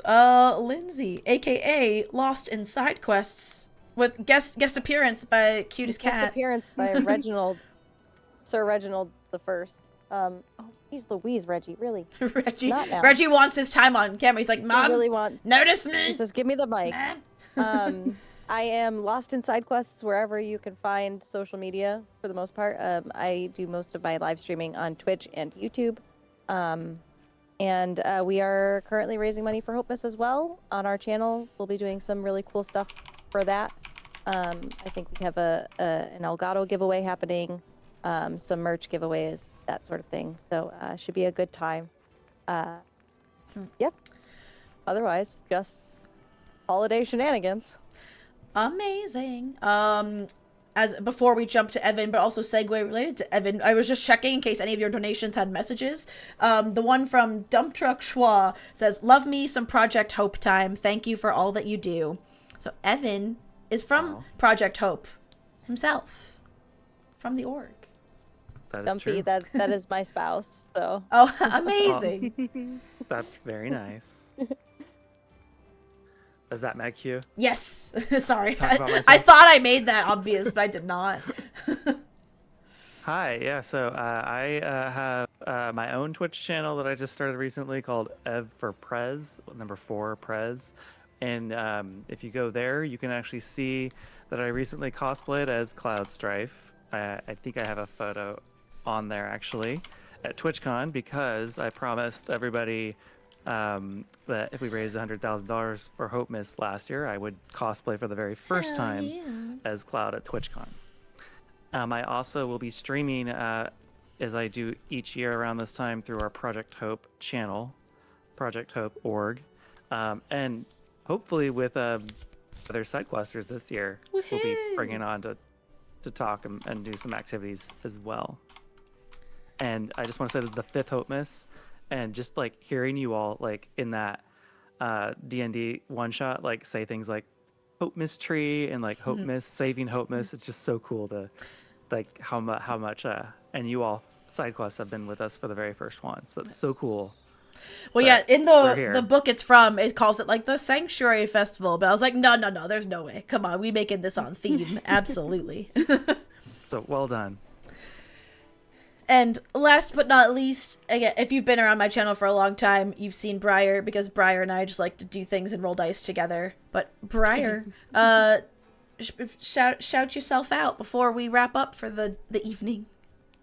Yeah, I am shifting to more like passive content right now because I'm trying to figure out how to fit content into baby life. So being a parent be hard, so I've heard. It sure do be. But yeah, I'm Briar by heart, heart with no E, basically everywhere. And I like to do charity streaming. It's basically all my streams are charity streams.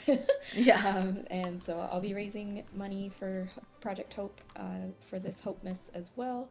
I'm gonna partake in side quests Raid Train on the 21st. So I'm also doing that. I think I'm on the Friday.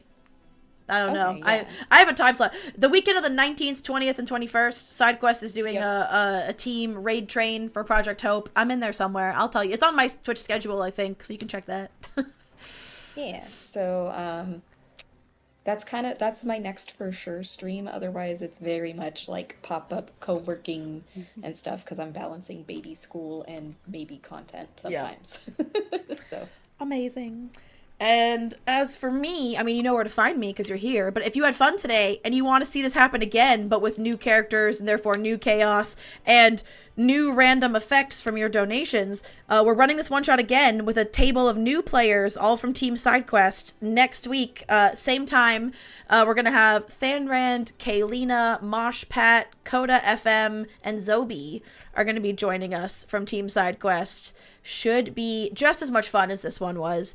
And then I'm also doing Thursdays and Sundays. Thursdays we're doing Baldur's Gate 3 with crowd control, where I'm doing my Dark Urge character for the first time. And that's been a ride so far. And then on Sundays we're doing Overwatch 2 with crowd control, because we love crowd control. It's a good time.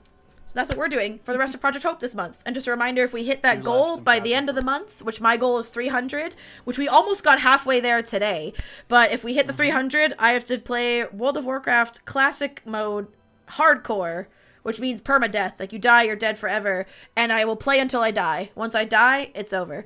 That's what we're going to do if we hit the goal. That's a good way to play WoW. I wouldn't know. So thanks everyone for being here. I guess we should raid someone. Hold on. Is there a side questy live right now that's doing Hope Miss? Let's go. I am checking. I'm also checking. What the fuck? There we go. Okay. Roars is live playing Overwatch 2, doing Hope Miss Tings. Is there anyone else? Zenith is live. Is Zenith doing Hope Miss? Zenith is doing Hope Miss. Yes. I believe so. Let's raid. I'm just gonna open up his stream and be sure. 12-hour stream. I wonder if he might not have started yet, because I don't see a Hope Miss donation bar things. I know for a fact Roars is, so let's raid Roars then, because I think Roars' community has already hit their first goal, which is amazing. Oh, heck yeah. So that's who we're gonna raid. And Roars is playing Overwatch 2. An absolute diehard Overwatch fan. Loves it. Okay. If you're not a sub on this channel, do not fret. Pick anyone's emote instead of mine. Show them some love. Pick a Project Hope emote. Pick a SideQuest emote. Pick one of the creators here's emotes. Do whatever you want. And let's go spread the Hope Miss cheer to Roars, and I will see you all. Hopefully, I'll see some of you tomorrow, as long as my schedule permits, because there might be something that prevents it. But if not, we'll definitely be here for next week for the next Roll for Hope table of players. Thanks, everybody. Let's go say hi to Roars, and thank you to all my players for being here. Thank You you. all did amazing. Thank you for having us. Thank you. All right, let's go raid.